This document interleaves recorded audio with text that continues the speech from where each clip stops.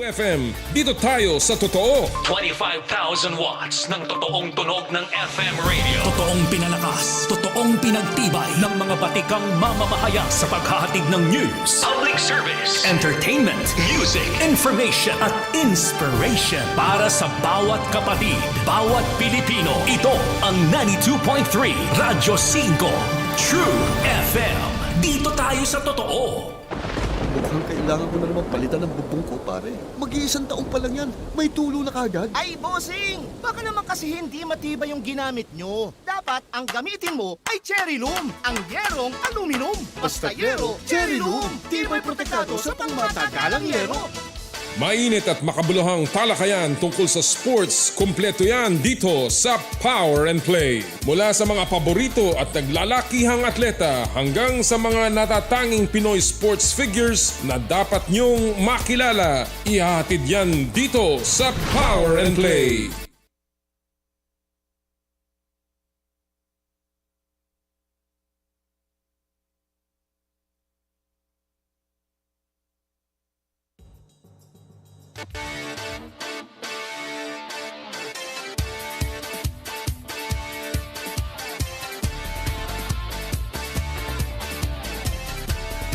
Sa kapwa ko Pilipino, ipagmalaki ang galing na meron tayo.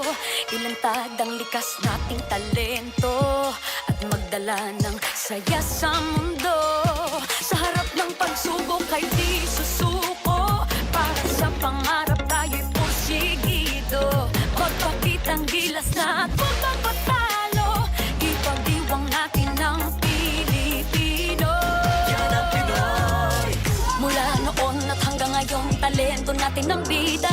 Mula sa simpleng bakuran hanggang entablado natin ipakita. May pagsubok man ng Pinoy, pinalalakas ng saya. San man tayo sa pulo, Chumbe, Sibay, Lakay, Amiga. Sama-samang pakita ang galing natin katropa sa kapwa ko Pilipino.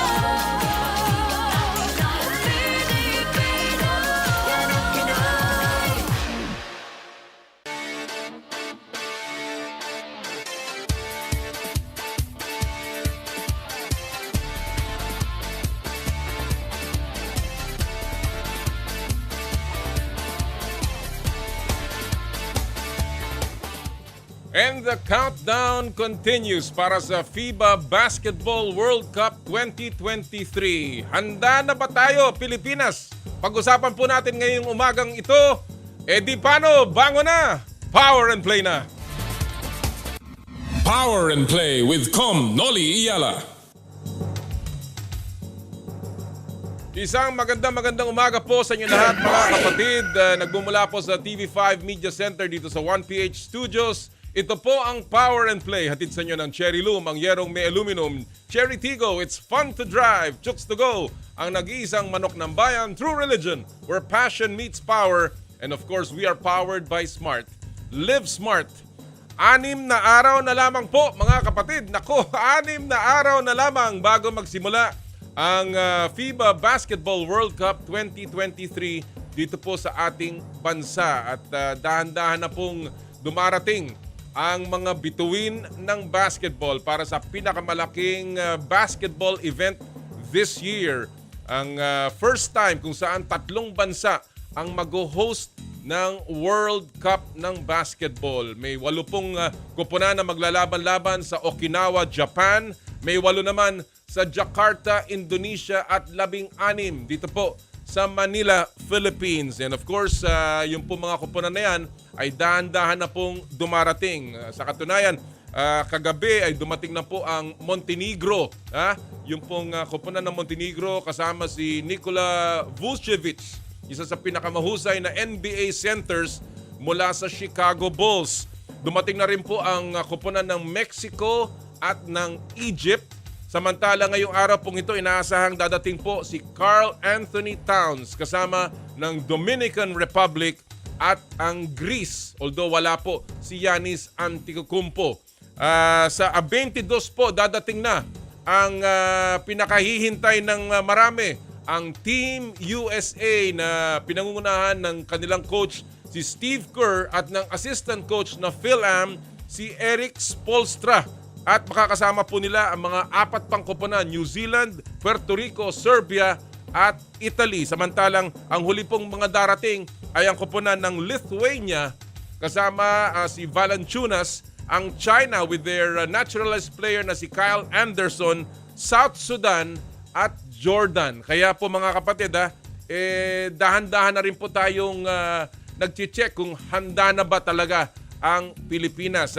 Sa katunayan mga kapatid, ang Pangulong Bongbong Marcos ay nag-issue po ng isang order na. Sabi nga nila parang pagdating sa basketball talagang nakatutok ang lahat, no? Lalong-lalo na ito pong hosting natin ng FIBA Basketball World Cup. Sa August 25, ang opening po ng World Cup, nag-utos na po ang Malacanang na wala pong opisina ang gobyerno. Government offices lang po mga kapatid at wala pong klase sa pampublikong paaralan sa August 25 para po sa Metro Manila at sa probinsya po ng Bulacan. Ngayon, yung nasa private sector, nasa sa discretion na po yan ng inyong mga tanggapan, kasama na rin po ang private schools. Pero siguro naman kung hindi na tayo konektado naman dyan at hindi naman po tayo tatamaan nung expected po natin, nung inaasahan po nating traffic, pabayaan na natin ang private schools na magpatuloy. At best siguro, pwede hong online para sa mga bata, para naman hindi masyadong maantala. Pero again, wala pong klase ang public schools at wala pong opisina sa gobyerno sa opening ng FIBA World Cup sa Metro Manila at sa Bulacan. Nag-issue na rin po ang MMDA ng isang kautusan po na sila po ay magsisimulang magpa-implement nung tinatawag nilang intermittent stops para po pagbigyan ang mga delegado ng FIBA, lalong-lalo na po ang mga koponan, na makarating sa kanilang playing venues o di kaya pag-uuwi sa kanilang mga hotels. Ang mga lansangan po, key areas sa Metro Manila, ay magkakaroon po ng mahigit 1,000 mga traffic enforcers ng MMDA para po siguraduhin maayos ang ating trapiko. Kasama na po dyan ang EDSA of course, ang Kalayaan Avenue, Jokno Boulevard, Rojas Boulevard, Andrews Avenue, Sales Road at iba pa pong dadaanan ng FIBA players and delegates. So, konti pong tiyaga mga kapatid, konti pong tiyaga. Alam niyo po, may mga nagsasabi, ba't naman ganyan? Masyado tayo maabala. Alam niyo ho, tayo'y host. At ang Pilipino po ay may katangian kahit papano na tayo po ay very hospitable sa ating mga bisita. Over the bakod naman yan. Yung iba, may mga nagsasabing ganyan, sobra-sobra naman yan. Tayo po ay matagal na naghintay para ipakita ang ating bansa. Sana po ay kahit papano tayo po ay magtulungan, magkaisa at magbuklod-buklod para po sa imahe na ating ipapakita sa buong mundo kung saan inaasahan po nating maraming mga dayuhan ang dadating po sa ating bansa para manood ng FIBA Basketball World Cup. Kaya po, konting pasyensya. Again, ang pangalan po ng bansa ang nakataya. Kaya po kahit papano tayo po'y magtulong-tulong. Ngayong umaga pong ito, dito po sa ating palatuntunan, ating pong tatalakayin ang paghahanda ng ating pong local organizing committee at mismong ang executive director ng FIBA World Cup, si David Crocker, ang ating pong makakausap mamaya para po ating malaman kung ano po ang assessment nila sa nalalapit na hosting ng Pilipinas. Mamaya rin po ating makakausap ang veteran sports analyst, the Dean, Quinito Henson, para naman ating kamustahin ang paghahanda ng Gilas Pilipinas. Kagabi, naglaro po ang Gilas sa isa sa 3 friendlies na iiwan sa kanilang schedule at sila po'y nagwagi kontra Ivory Coast. Kakamustahin po natin yan with Quinito Henson mamaya po. And in the spotlight, mamayang second hour natin mga kapatid, ating pong itatampok ang nagkampiyon sa World Series ng Junior League Softball, ang Bago City Softbelles na ang ating pong representante doon po sa World Series para sa Pilipinas at sa Asia Pacific region. Ating pong ilalagay sila in the spotlight mamaya. So marami po tayong pag-uusapan, marami din tayong premyong ipamimigay. Kaya tutok lang Handa na ba kayo? Ito na po ang ating Power and Play this Saturday. Simulan natin sa ating Sports Weekly Highlights. Power and Play with Noli Iyala.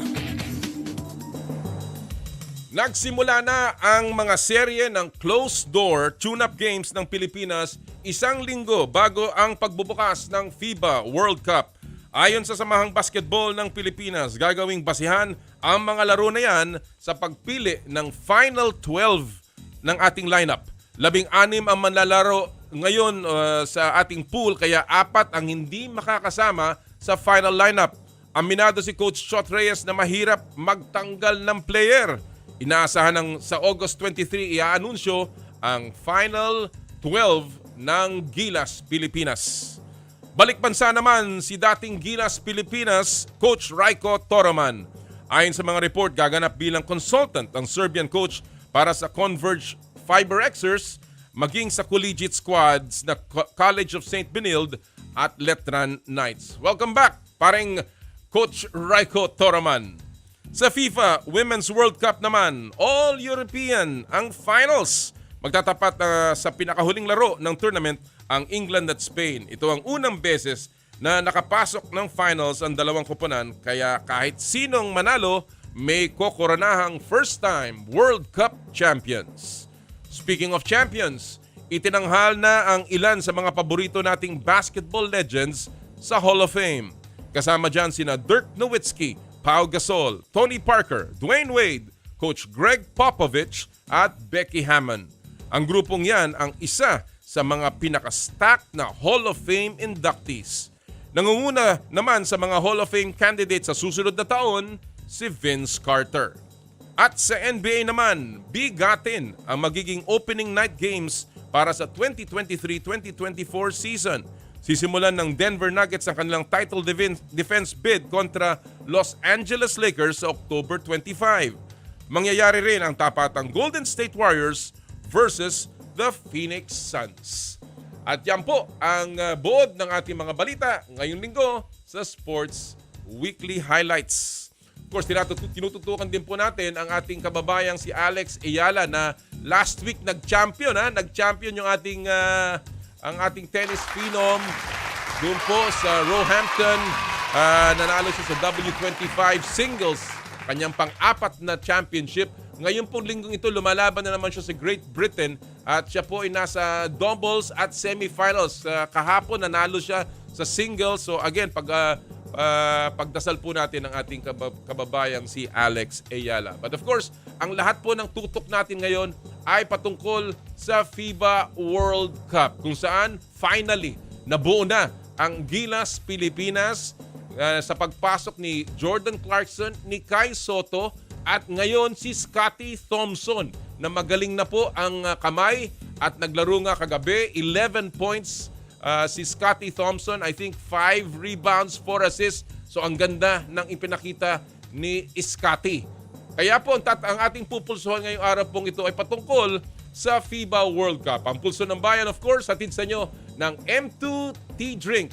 Drink your gulay and fuel up on energy with M2 Tea Drinks. Ito po ang ating pupulsuhan ngayong araw pong ito. Sa parating na po na FIBA World Cup, anong expectation nyo sa Gilas Pilipinas? Ulitin ko po yan Anong expectation nyo sa Gilas sa FIBA World Cup? Ito pong pulso ng bayan, hatid sa inyo ng M2 Tea Drink with malunggay, okra, and luya. So sagutin lamang po ninyo sa ating Facebook page o di kaya sa aming Twitter account @Noli Iyala at kami po ay magbibigay ng mga M2 Tea Drinks sa ating mapipili sa kahuli-hulihan o sa kaduluduluhan ng ating palatuntunan. Alright, mga kapatid, isa pang announcement mula of course sa Joyride Super App. Tuloy-tuloy po ang pamimigay ng Joyride. 2 po ang premium pinamimigay. Ito po yung una, 1,000 pesos e-wallet credits mula sa Joyride para magamit nyo sa delivery, Joyride taxi, and of course yung motorcycle taxi.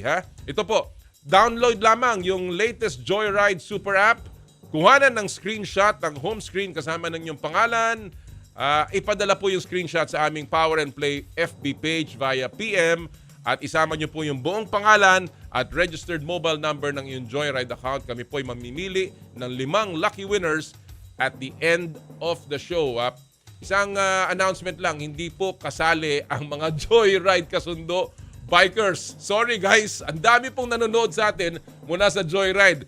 Medyo pabayaan nyo na ang ating mga customers sa Joyride ng manalo ng 1,000 pesos e-wallet credits. Isa pa pong premyo wala sa Joyride ang ating pamimigay, yung pong Joyride Aqua Flask, Limited Aqua Flask. Mga kapatid, yan po, makikita nyo yan. Tayo po ay mamimigay ng isa dyan. Simpleng-simple lang, mga kapatid. Pagkatapos nyo pong mag-download at mag-book ng inyong Joyride MC Taxi or Joyride Car service, kuhanan nyo po ng isang creative screenshot,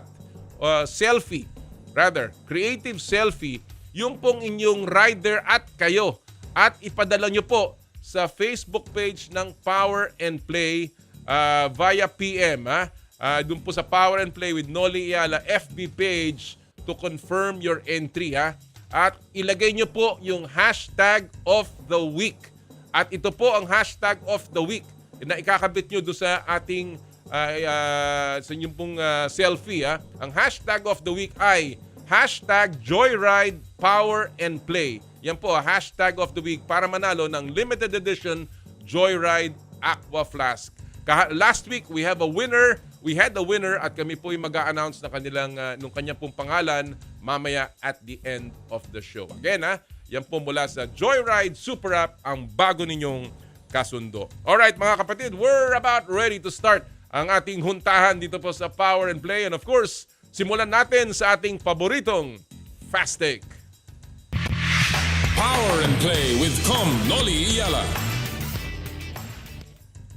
At ang Fast Take hatid sa inyo ng Cherry Tigo, it's fun to drive. And mga balik Fast Takers muli ang ating mga kasama, mga veteranong sports writers, sports analysts, at of course, mga tututok sa FIBA World Cup. Ang ating po mga kasama ngayon, walang iba kundi sila Paulo Del Rosario mula sa TV5 and of course si Luisa Morales. Kasama rin po natin ngayong araw pong ito. Magandang umaga, Luisa, and magandang umaga, Paulo. Magandang umaga, Com. Always a pleasure being here. Luisa, nice seeing you as well. At syempre sa mga guest nyo backstage, Com, that we can see also. Hello to our friends there as well. Good morning po, Com. Good morning, Paulo. Good morning, Luisa. Uy, happy birthday pala sa iyong father, kay Daddy Cirilo. Nako, happy birthday, boss! Thank you po, Com. Thank you so much. Andito ang anak nyo.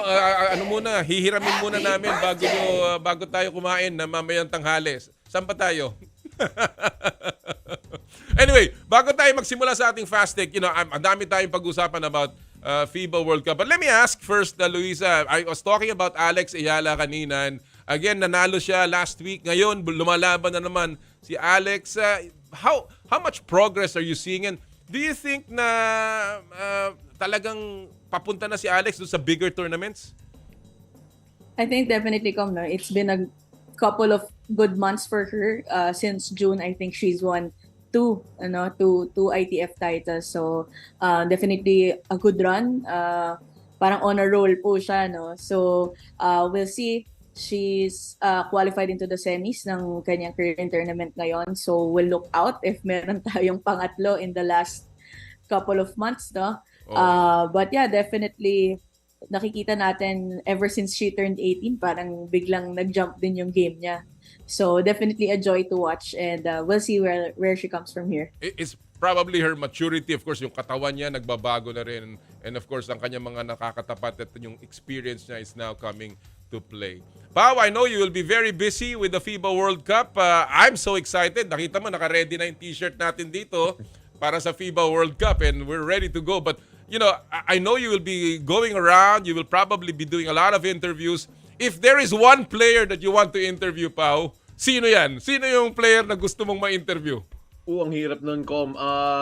Pero si Luka, I think would be the obvious one kasi ibang level of a talent siya. He seems like a fun interview rin. But the wish list continues. Coach, lahat na nasa Team USA lineup roster, I think would be a fun interview as well. Pero it's going to be a basketball fan's dream, yung FIBA Basketball World Cup. Not just being able to be within touching distance with these players, with the opportunity sana to talk to these players. I cannot wait to see and experience what's going to happen in the next few weeks.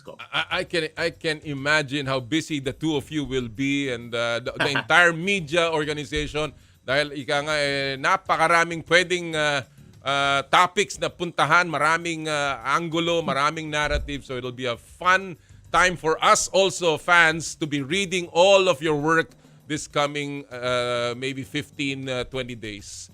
Well, pag-uusapan natin, of course, sa Fast Take ngayong araw na ito, mga topics tungkol sa FIBA World Cup. So, simulan na natin. Simpleng-simple lang. Alam nyo na yung drill. Walang tama, walang mali. Bato-bato sa langit, tamaan, wag magagalit. And of course, ang opinion nyo lamang ang mahalaga. We'll start with our first Fast Take issue of the morning. 1 minute to answer. At ito ang ating katanungan.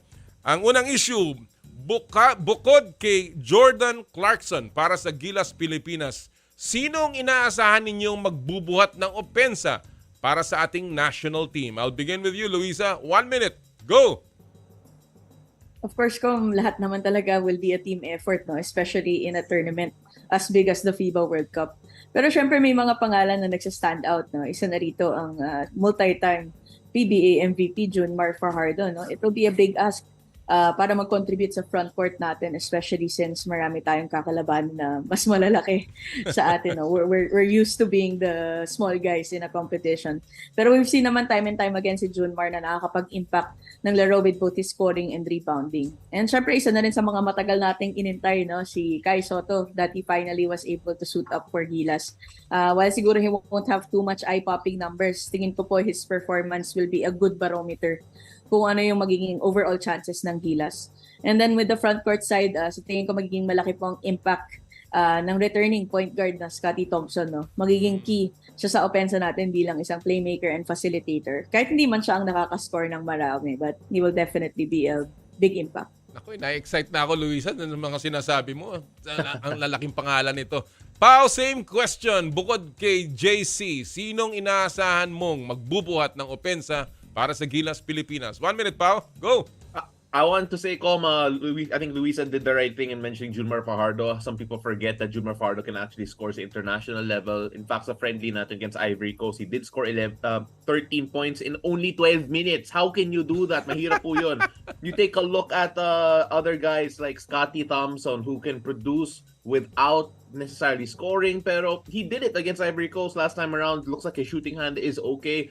But if you take a look at yung mga field goal attempts that we're probably going to see, Dwight Ramos is probably going to be up there and CJ Perez as well. Itong si Dwight Ramos, nakita natin against the Kingdom of Saudi Arabia when Jordan Clarkson was playing for us. Jordan Clarkson trusts the shot of a Dwight Ramos. But fortunately or unfortunately, that might mean na mas-scout siya. Let's go to a guy that has a hard time being stopped, and that's CJ Perez, in the sense na he is the guard that will probably apply the most pressure on the rim para sa Gilas Pilipinas. Someone who's a bit different, has an inside-out game. And si CJ Perez, alam naman natin, walang takot talaga. We saw it in 2019. We'll see it this year. Well, CJ Perez is also one of the finest players that the PBA has produced. That, alam niyo yung limang binigay niyong pangalan, parang sinasabi niyong shoe-in na to sa final lineup. Kaya naniniwala ako sa iyo. Mga tip yan. Alam ko may mga naririnig na kayo. Kaya naniniwala kami. Mamaya pag-usapan namin ni Quinito yung final lineup na yan. But ako, two players na maaaring hindi pa makasama. AJ Edu, I really think that this guy will come out to play well in this particular FIBA World Cup. At hopefully, si Renz Abando. Kailangan natin ng shooter. We need a guy who can be like a Larry Fonacier or even an Alan Kaydik. Somebody who can light it up from the outside para malibre si Jordan Clarkson. Hopefully, itong mga players natin at lahat na ay gumawa ng puntos para nga ang Gilas Pilipinas ay makaangat sa FIBA World Cup. All right, second issue of the morning. It's still about the FIBA World Cup. Pero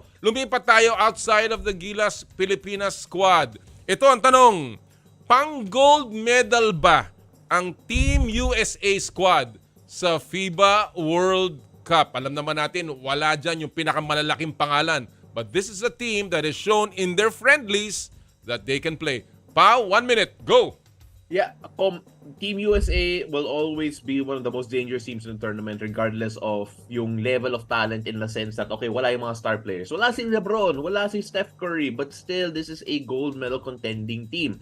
Alam naman natin na in 2019, 7th place lang yung Team USA despite having the likes of a Donovan Mitchell on the team. Pero this is a young group, a young competitive athletic group that fits well together. Nakita natin sa mga friendlies nila very recently that even if they've only had a couple of weeks together, yung talent level nila at yung fit nila in terms of yung natural games have fit in a good way. They have ways that they can stop the inside presence with their reserve big na si Walker Kessler. They have ways to attack different positions with si Anthony Edwards. There's just so much talent even though this is not the, I would say, highest tier star level ng NBA players that they could bring. But iba talaga yung talent level ng Team USA. Alright, well, I guess you're saying yes, na talagang pang-gold medal pa rin itong Team USA despite the lack of the Class A or the A team. Alright, Luisa, same issue. Pang-gold medal ba ang Team USA sa FIBA World Cup? 1 minute, Luisa. Go! Siguro kung on a glance, no, it's not that impressive. You would say, no, yung mga players nila. Kasi nga naman po, marami pong big names na wala. Katulad nga, what Paolo said, wala tayong LeBron James, walang Steph Curry, walang Damian Lillard or whatnot. Pero siguro kailangan natin tandaan, puro NBA players, parang itong mga dadating sa Pilipinas in a couple of days. Kumbaga, they're still the best of the best. Cream of the crop para mapunta ka sa liga na kasing taas ng NBA, no? So, and I think malaki din po yung magiging role ng coaching staff. You have a top caliber coaching staff there with Steve Kerr and our very own Eric Spoelstra, no? They also have players who have star power like Anthony Edwards and then sila Cam Johnson and Brandon Ingram among others. So, we know yung mga players na to, they're strong contenders, they are very competitive. Definitely kumbaga magiging, pa rin sila, one of the favorites, I would say. But definitely defending champion Spain and sama na rin natin ang Pilipinas, no, ay makikipag-compete ng maigi sa kanila for that trophy. Ang sarap nung sinabi mo yun, Luisa. Naku, sana magdilang anghel ka na umabot tayo sa ganyan. Naku, siguradong puputok ang lahat ng venue. Baka kukulangin ng Philippine Arena. But ako, I agree with you. No matter what we say, NBA pa rin yan. At yan ay 12 NBA players, no? Of course, ang FIBA themselves had doubts about the Team USA. Hindi sila nilagay sa top 1 nung start ng power rankings ng FIBA. But now, they are number 1. I had my doubts. But when I started seeing them in their friendlies, this team is still so talented. But at the end of the day, I think may mga gigit-git sa kanila. It's still the pride of a country. And alam natin na kahit walang pinakamalalaking stars din ng Spain, na wala na, tumanda na lahat, I think they'll still be out there. France will be out there. Australia will be out there. And of course, Team Canada, ang dark horse of this tournament. All right, let's go to our final issue of the morning. It's not about Gilas, but it is about a guy who was the face of Gilas Pilipinas. Ito ang tanong, sa tingin nyo ba may tsansang umangat at maging head coach ng NBA si Mighty Mouse, Jimmy Alapag, na ngayon ay player development coach ng Sacramento Kings? 1 minute, Luisa. Go! It's a firm, of course, po, for me, Com. So we already saw kung paano yung naging progression ni Coach Jimmy with his NBA coaching career. No? He earned his chances muna sa Summer League and then he went to the G League and ayun na nga, nasa Sacramento Kings na siya mismo ngayon. So maganda yung naging development niya in the past couple of years. No? It's not even been that long since he went and pursued this dream, no? So we know naman si Coach Eric Spoelstra, one of the longest tenured active coaches po ngayon sa NBA. Hindi naman naging ganyan po kabilis yung development at pag-grow niya bilang isang NBA coach sa career niya, no? So we don't have anything naman to say na hindi kaya ito gawin ng ating Mighty Mouse, no? So Coach Jimmy has been proving himself naman time and time again with his teams. Of course, they want him around. They've seen him develop. So binibigyan din siya ng mga chances, no? So I think it's not a matter of if, pero when na lang po na magiging head coach ang ating very own Jimmy Alapag. Wow, nako, maganda yan. Talagang full-blooded Pinoy. Pao, same question. Sa tingin mo ba may chance ang maging head coach ng NBA si Jimmy Alapag? 1 Com, minute, Pao, go. I don't think it's a question na may chance siya. I think the biggest question is kung anong route yung take niya. Would he stay with the Sacramento Kings organization, hopefully work up the range in terms of developmental coach, and maybe it's a G League affiliate nila, maybe being assistant coach first? That's always an option para kay Jimmy. Another option obviously is coaching sa college level muna, impressing there, and then earning more spots in the future. And you never know kung ano yung mga opportunity will come out for Jimmy Alapag. Like what Luisa mentioned, we need to be patient with the process. Very few coaches are hired very, very young. And si Coach Jimmy is paying his dues. Coach Jimmy is going the route of an Eric Spoelstra, as Luisa mentioned. And I feel na the opportunity will be there, and he has been patient. And us fans have to be patient also for the process, and hopefully yung ending nun, head coach si Jimmy Alapag sa NBA. Excellent point. Alam mo, yun, patience. Talagang everybody's got to be patient, especially Coach Jimmy. But knowing him, kilala natin si Jimmy, his personality, he's very likable, madaling makasama, he listens, he's a good follower. He didn't start as a star. Remember, this is a guy that was picked up 10th overall back in my time. And talagang umangat na lamang. Just a great opportunity for him to go up, and hopefully nga, with all our prayers, and with his family's prayers, siya ay maging NBA head coach. But what tickles me more is the opportunity, if ever he gets there, to become a Gilas Pilipinas head coach of the future. Can you imagine? Si Jimmy Alapag, the face of Gilas back in 2014, can be one day head coach ng ating national team. Sana nga ay matupad ang ating pangarap. Pao, Luisa, as always, just a riveting discussion. Maraming salamat for joining us this morning, and good luck sa FIBA World Cup. Pagkita-kita tayo, and let's enjoy the games. Thank you so much. Salamat, Com. Good morning.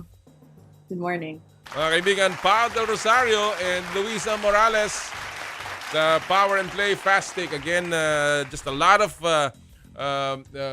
narratives that will be coming out from them. Abangan nyo po, si Pao will be obviously on TV covering a lot of the games, and of course si Luisa, yung kanyang writing sa Philippine Star, and abangan po natin yan. Yan pong kanilang mga ilalabas. Alright, bago tayo mag-break, isa muna pong paalala mula sa ating mga kaibigan mula sa Smart. Puso Pilipinas is a movement to celebrate the Filipino athlete powered by Smart. Follow them on Facebook, Instagram, Twitter, and YouTube. Get a chance to win exclusive Puso Pilipinas merch by sharing their Facebook page in your social media accounts with hashtag Puso Pilipinas. The Giga Life app is the latest mobile app from Smart that lets you discover and enjoy your passions with the different Giga promos. It can be downloaded and used by Smart Postpaid, Smart Prepaid, Pro Prepaid, and TNT subscribers via the Apple or Google Play Store. What can the Giga Life app do for me? Check your balance, monitor your current subscription, top up using debit credit card, subscribe to the latest Giga promos, monitor your data consumption, auto-detect your mobile number when you are connected to Smart Network one-tap subscription to the most popular offer, Giga Video 99. And of course, Power and Play is powered by Smart. Live smart. When we return, we will have the FIBA Executive Director for the World Cup, David Crocker, live from Jakarta, Indonesia. Ito po ang Power and Play, hatid sa inyo ng Cherry Loom, Cherry Tigo, Chooks to Go, at ng True Religion. Ang oras po natin, 8:35 ng umaga. This time check is brought to you by M2 Tea Drink. Drink your gulay and fuel up on energy with M2 Tea Drink.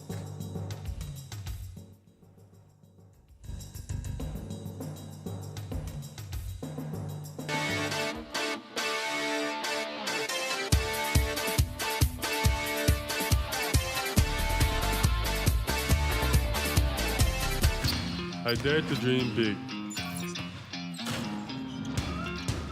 to be a voice of my generation, to inspire resilience in the face of roadblocks.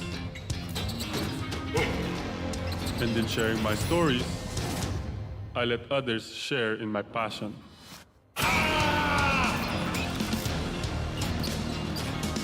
Follow Kai's stories on Twitter and share yours. With Smart Double Giga Stories. Share 2 times the passion with 2 gigabytes for Twitter and more. Guaranteed every day. Plus data for all sites. Simple. Smart ako.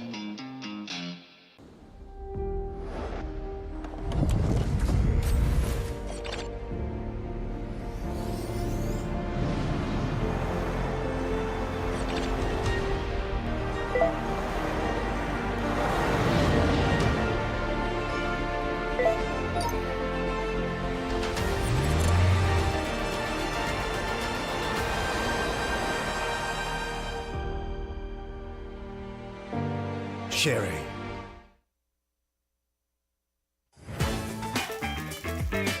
Nag-uumapaw sa real chicken juice. Naswak sa panlasa ng buong pamilya. Available in sweet roast, pepper roast, at harissa roast variants. Chooks to go. Masarap kahit walang sauce. Tawag na sa Chooks to Go Delivery Hotline 8687-1010 o online sa chookstogodelivery.com or via GrabFood at Foodpanda.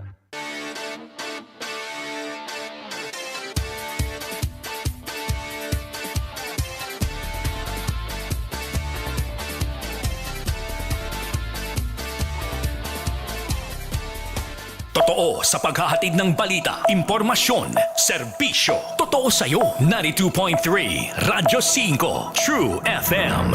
Dito tayo sa totoo. Mukhang kailangan ko na naman palitan ng bubong ko, pare. Mag-iisang taong pa lang yan. May tulo na kagad. Ay, bossing! Baka naman kasi hindi matibay yung ginamit nyo. Dapat ang gamitin mo ay cherry loom, ang yerong aluminum. Basta yero, cherry loom. Tibay protektado sa pangmatagalang yero. May namiss ka bang mga shoot, pasa at hiyawan? Ngayon, hindi na! Dahil araw-araw mo nang mapapanood ang mga paborito mong sports program sa TV. Watch us on these channels. Free TV Channel 41, Signal TV Channel 6, Sky Cable Channel 59. One Sports! Ito ang go-to tambayan for your favorite sports programs. Dito ka na sa paboritong tambayan mo pagdating sa sports. Mukhang kailangan ko na naman palitan ng bubong ko, pare. Mag-iisang taong pa lang yan. May tulo na kagad. Ay, bossing! Baka naman kasi hindi matibay yung ginamit nyo. Dapat ang gamitin mo ay cherry loom, ang yerong aluminum. Basta yero, cherry loom. Tibay protektado sa pangmatagalang yero. It's time to discover the new stars of the PBA. Magpapakitang kilas ang malalakas. Susugod na ang matitikas. Huwag palagpasin ang sagupan. Tuloy ang laro. Tuloy ang laban. Game tayo dito sa PBA On Tour. Live on One Sports at PBA Rush. Mukhang kailangan ko na naman palitan ng bubong ko, pare. Mag-iisang taong pa lang yan. May tulo na kagad. Ay, bossing! Baka naman kasi hindi matibay yung ginamit nyo. Dapat ang gamitin mo ay cherry loom, ang yerong aluminum. Basta yero, cherry loom. Tibay protektado sa pangmatagalang yero. Mangangawit ang panga nyo sa katatawa dahil ang kombinasyon ng gulat at sorpresa nandito na. Doble-doble ang saya. Doble-doble ang kwela. Abangan si Wally Bayola at Jose Manalo sa Good jokes never go old. Kaya naman tuloy ang good times sa Wow, Mali! Doble tama. Malapit na dito sa TV5.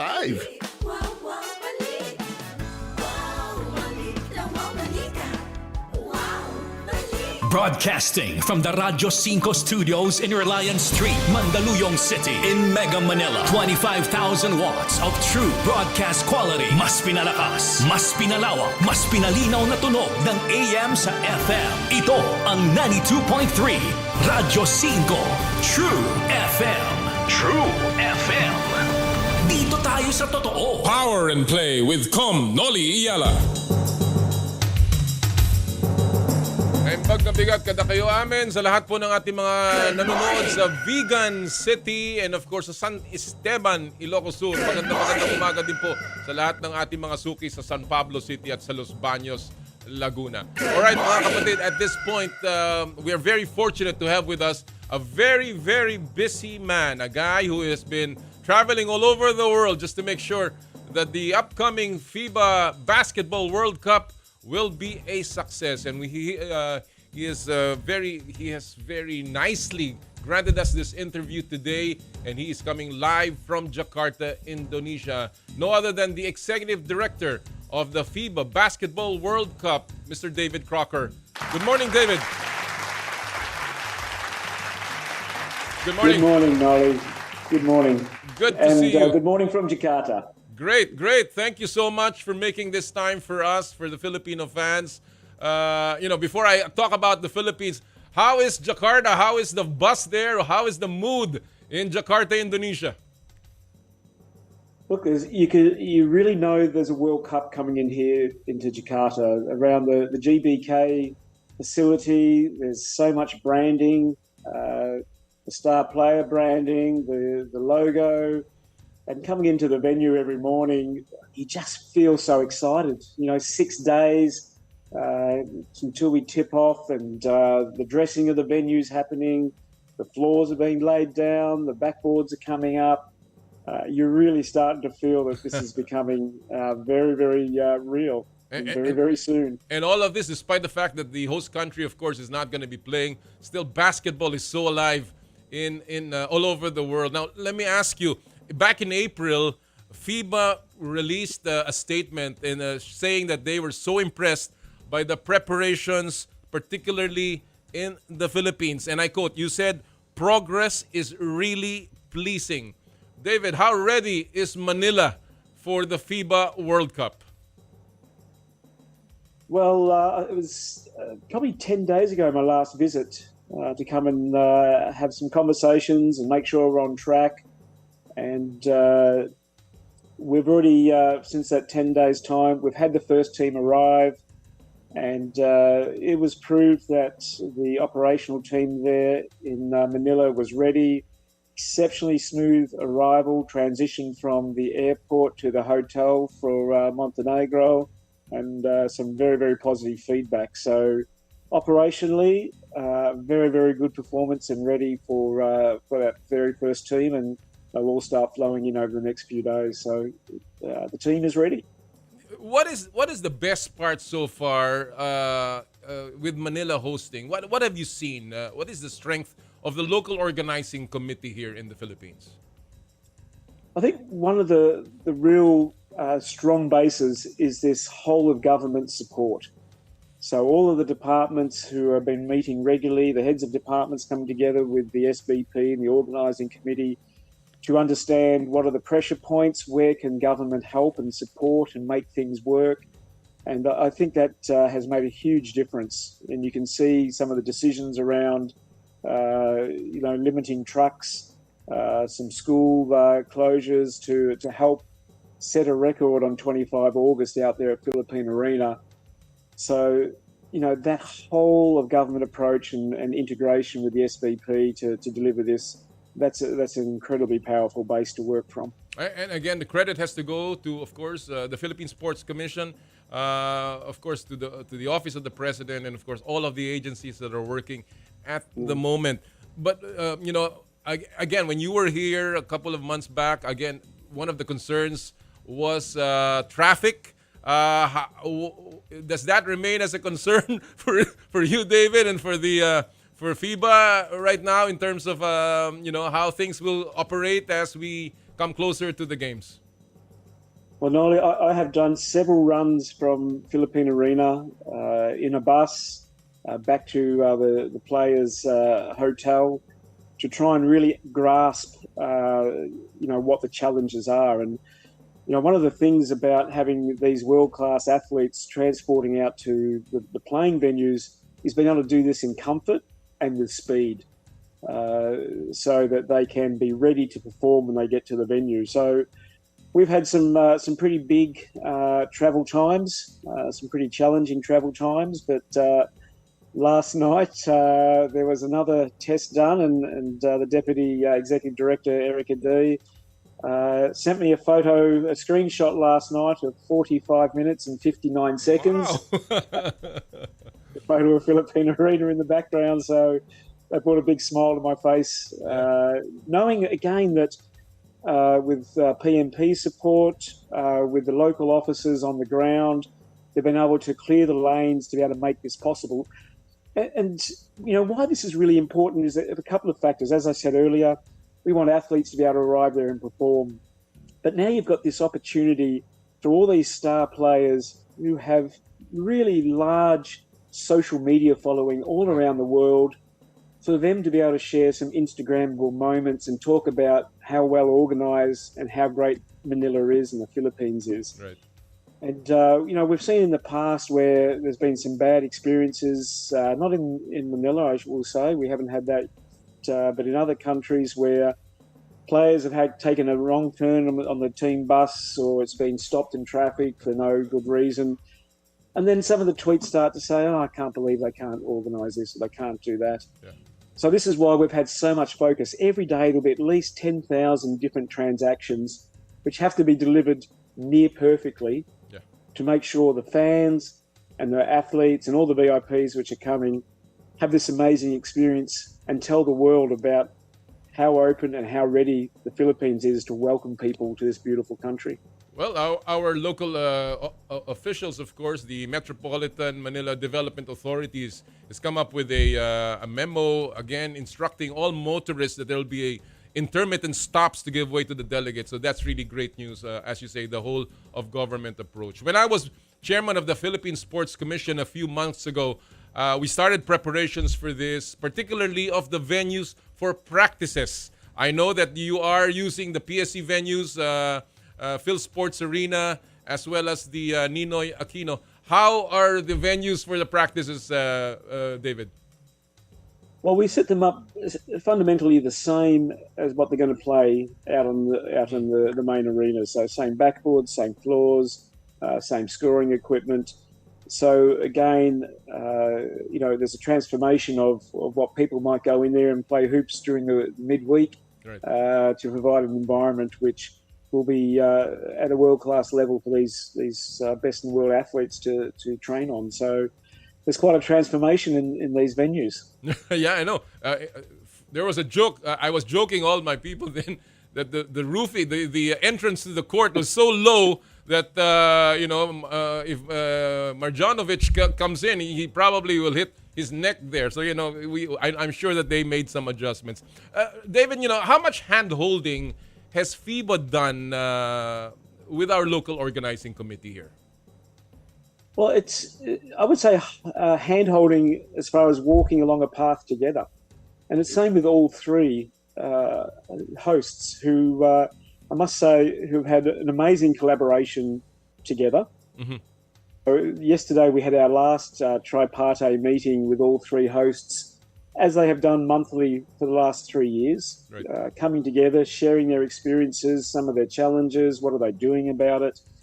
So we've had amazing collaboration amongst all three, but we're genuinely partnering with each of the hosts, because each of the hosts, and again here in the Philippines, deliver so much basketball, had experience delivering Olympic qualifying tournaments in the past, and so we have this great operational base, and what we like to then bring is another international layer, another international perspective, because we want the fans who come to the games not to think they're just coming to another basketball game. They're coming to the World Cup.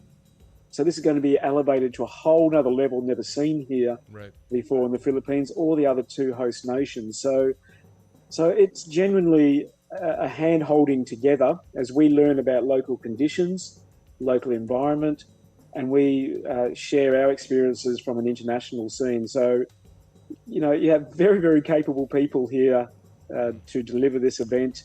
Very, very open, great transparency between us all. So, it's actually the job when sold to me by my chief executive was that I was to be the conductor of the orchestra and make these three bands play well together. But seriously, I've had fantastic musicians in each three countries to be able to make this music. Well, we're beginning to hear the harmony. We're beginning to hear the melody, and the orchestra is going to start playing very, very soon. David, this three-nation arrangement that FIBA has implemented for this particular 2023 World Cup is the first time that it's being done, and you've talked about the synergy, the meetings that go around this model. Is this model going to be something that the FIBA might follow in the future? Is this something that the FIBA is leaning towards? Look, at a continental level, particularly in Europe, we've been able to do this previously. Excuse me. So it is a model that can work. I believe that the model has worked well for us, and mainly because of the collaboration between the three hosts. Our next host in 2027, Qatar, is a different model again. One city, which will have venues operating all day, and you can travel from one venue to the other quite easily. So again, we just remain quite open and quite agile to what the opportunity is. We want to provide a great experience for fans, a great experience for players. So we're really quite open. We're not stuck in a model. You have to really move with what's on the table and what's going to offer the best opportunity for all the parties. I understand that there will be many of the countries that are coming over. The FIBA will have a General Assembly. I was part of the World Cup in 2010 when I was executive director of the SBP, and I saw what it looked like. The kind of hospitality as well that the FIBA gives out to a lot of the delegates. What is on top of the agenda of the General Assembly, David, for this particular meeting in Manila? Well, yeah, we're going to have about 400 delegates from all around the world. Wow. Who will be here for the Congress, and led by President Haman Niang from Mali and Secretary General Zaglis. So one of the big pieces is the changing of the guard. And one of the unique features of the FIBA governance model is that every 4 years, a new president is elected by the membership. But it's also a rotation between the continental operations of FIBA. So Mr. Niang from Africa and Mali has served 4 years as the president. Now we will rotate towards Asia, and there is one candidate to be elected president. So that should go fairly well, you would think. And Sheikh Sayud from Qatar would be elected as president of FIBA coming up. And then the election of the central board of FIBA and the executive of FIBA. So that will all happen. That's the biggest agenda item during this World Cup Congress coming up very, very soon. Well, of course, the Philippines has people in the board, and we're just very proud of, of course, Mr. Pangilinan and Mr. Panlilio, who have driven, of course, the hosting chores for the Philippines. And talking about that, there is a larger audience, of course, to be served by the FIBA World Cup outside of Manila, of Okinawa, as well as Jakarta. How has FIBA and the SBP made it more accessible to the worldwide audience? How are you preparing for this? What are the digital platforms, David? There is so many platforms. I should just say in our traditional broadcast format, 190 territories will take broadcasts of this World Cup. So it's a significant base for us to work from. Of course, our partner here in the Philippines, Signal, is doing a fantastic job to help us tell the story all across the country and bring fans to watch it on Signal. Our social media channels have been remarkable over the last 3 years. Already we're 55% above our 2019 totals. Wow. As far as people engaging, as far as video views. So the social media platforms to grab the news is really working well for us. Of course, traditional platforms, whether it be our Instagram or Facebook, etc.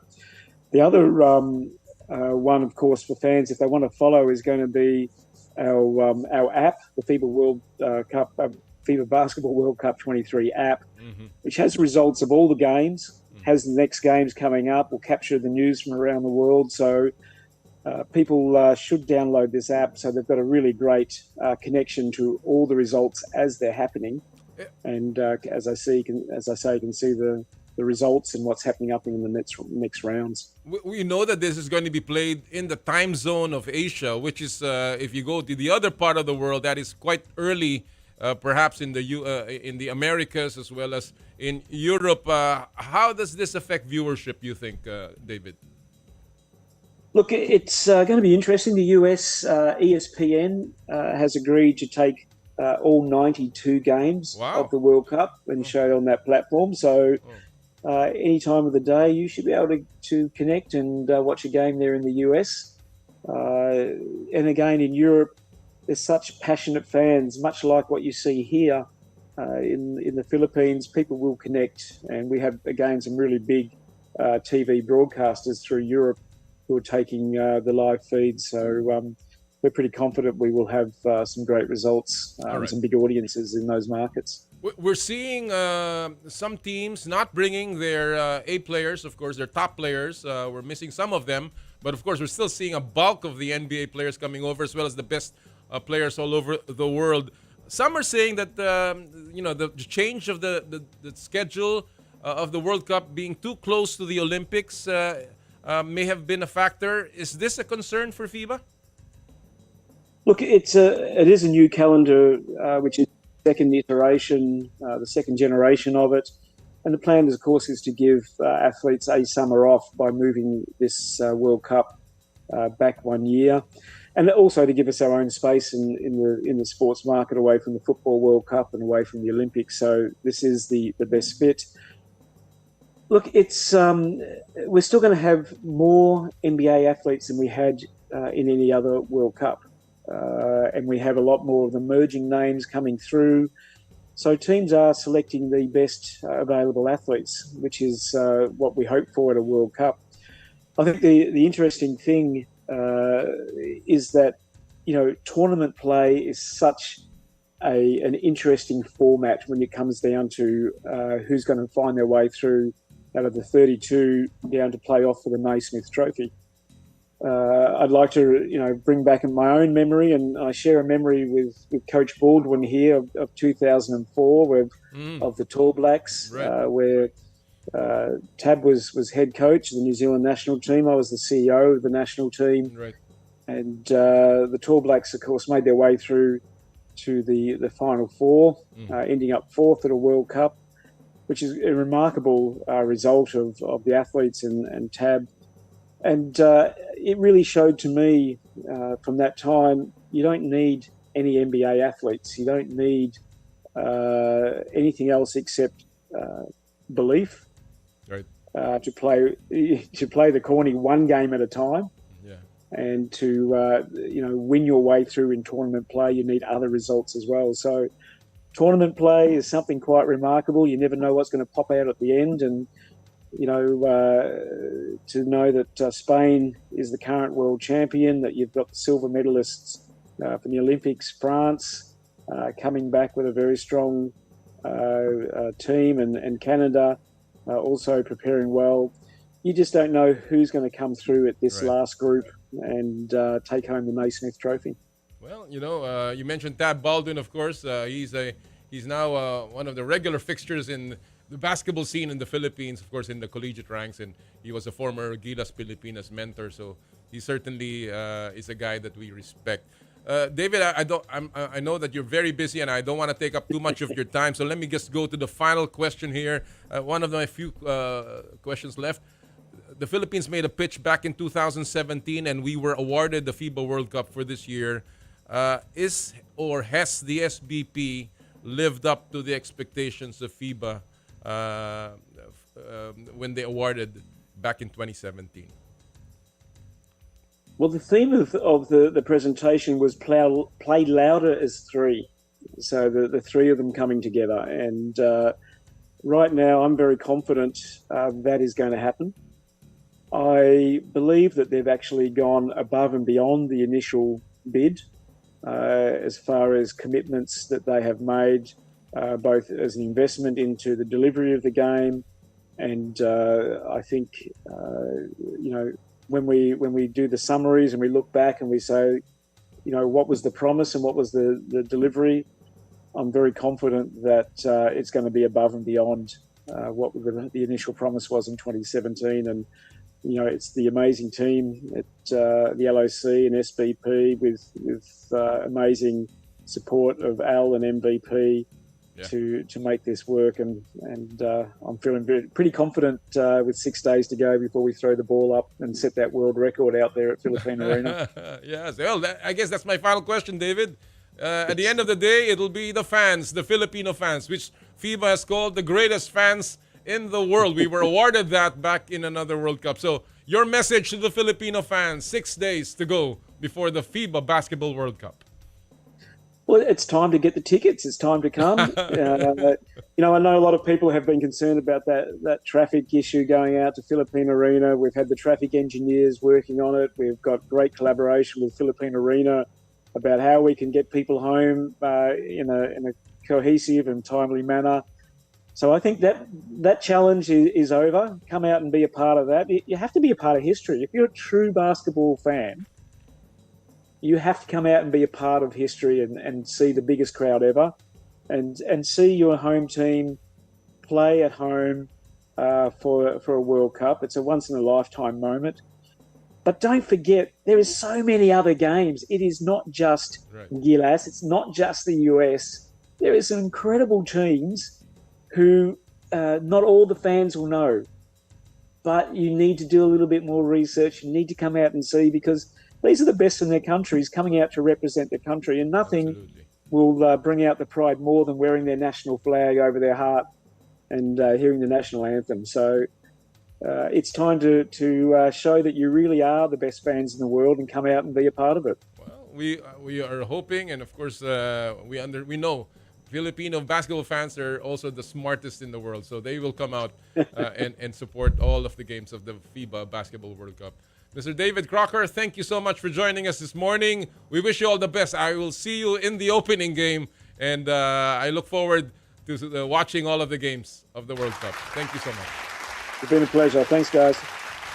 Mga kaibigan, ang Executive Director ng FIBA Basketball World Cup for 2023, Mr. David Crocker, live from Jakarta, Indonesia. Just an exciting time. Again, sabi nga niya, kasaysayan po ang ating gagawin. Lalo-lalo na sa opening day. Pero hindi po lamang yung opening day. Marami pa pong laro. When you check out all the games, ang dami pa po na pwede nating pagpilian. Konting ipon ng konti at makapanood tayo. Dahil ito po ay, again, tayo po ang susuporta dito sa mga larong ito. Alright, at this point, bago tayo mag-break, silipin muna natin ang mundo ng palakasan sa viral videos at pop culture sa Stop and Pop. Power and Play with Noli Iyala. Ang title po ng video natin ngayong araw pong ito ay Walang Ala-Alaga. Tingnan natin na ito. Kita nyo, dito po sa video ito, makikita nyo na ang nagbabantay dun sa player ay sarili niyang alaga. Yung aso po niya, naglalaro ng depensa laban sa kanyang amo. Man-to-man defense, dog-to-man defense ang peg. Yan nga lang, walang panama ang man's best friend dahil madaling nalampasan at idinakdak sa mukha niya. In your dog face, ika nga. At yan po ang ating Stop and Pop. Sa ating pagbabalik, patuloy ang ating paghimay ng FIBA World Cup. Analysis with the Dean, Quinito Henson. And of course, in the spotlight, ang Bago City Softbelles World Series Champions sa pagbabalik ng Power and Play. Ito po ang Power and Play, hatid sa inyo ng Cherry Loom, Cherry Tigo, Chooks to Go, at ng True Religion. Ang oras po natin, 9:05 ng umaga. This time check is brought to you by M2 Tea Drinks with malunggay, okra, and luya. Drink your gulay and fuel up on energy with M2 Tea Drinks. I dare to dream big. To be a voice of my generation. To inspire resilience in the face of roadblocks. And in sharing my stories, I let others share in my passion.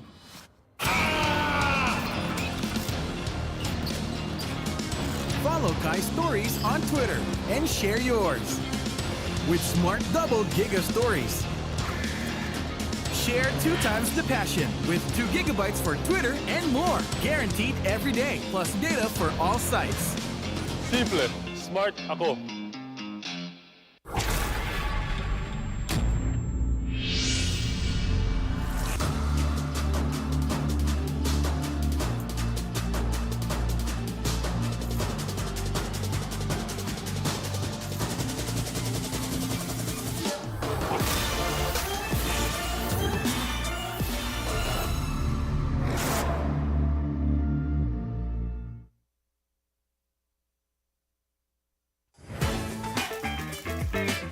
Nag-uumapaw sa real chicken juice na swak sa panlasa ng buong pamilya.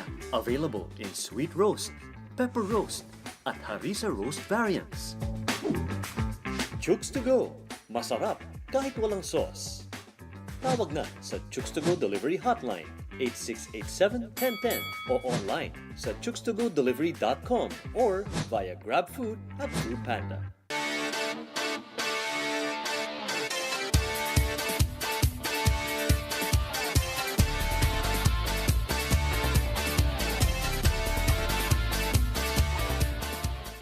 Bida Kid!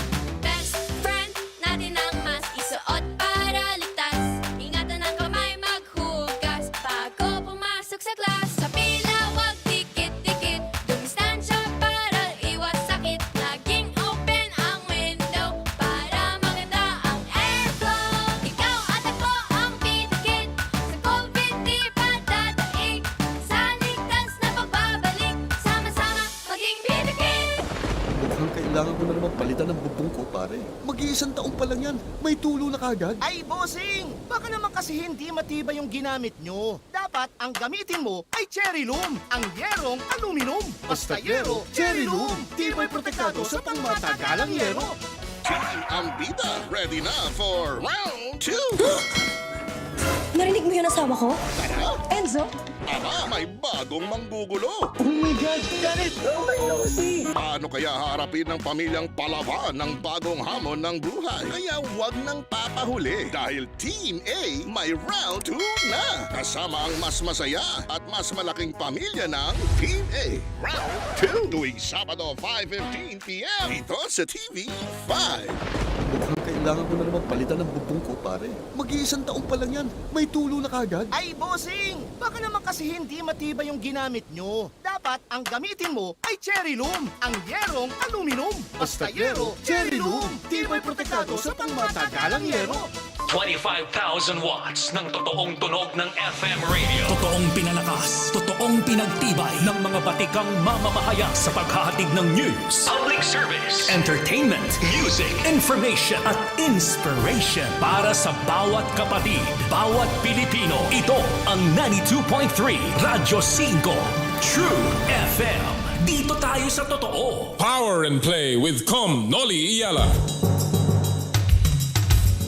Muli po nagbabalik ang Power and Play at bago po natin ipagpatuloy ang ating show, isa muna pong shoutout at pasasalamat sa lahat po ng mga tagapagtaguyod ng mahigit 6 na taon na po ng Power and Play. Maraming salamat po of course sa Cherry Loom, ang yerong may aluminum. Sa ganitong pabago-bago ang panahon mga kapatid, sobrang init tapos biglang uulan, kailangan natin ng matibay at protektadong bubong. Dapat ang bubong ay yerong may aluminum. Kapag may aluminum, tsak na pang matagalan. At isa lang ang alam kong dekalidad na yerong may aluminum, yan ang Cherry Loom, tibay protektado sa pang matagalang yero. Cherry Loom, ang yerong may aluminum. Thank you!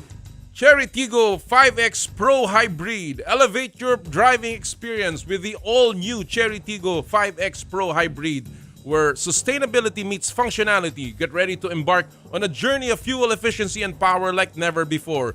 Imagine cruising down the road with the impressive 1.5 turbocharged engine paired with a cutting-edge 48-volt hybrid system.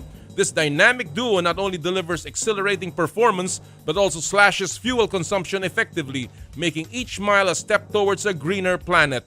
The all-new Cherry Tiggo 5X Pro Hybrid is also equipped with a 10.25-inch capacitive touchscreen with Apple CarPlay and Android Auto, full LED headlights, and double-row daytime running lights for improved road visibility. Auto trunk release, 6 supplemental restraint system, airbags, and a quiet cabin for more peaceful Cherry drives. To learn more about the all-new Cherry Tiggo 5X Pro Hybrid, visit Cherry Auto Philippines. Visit our website at www.cherryauto.ph or visit your nearest Cherry dealership.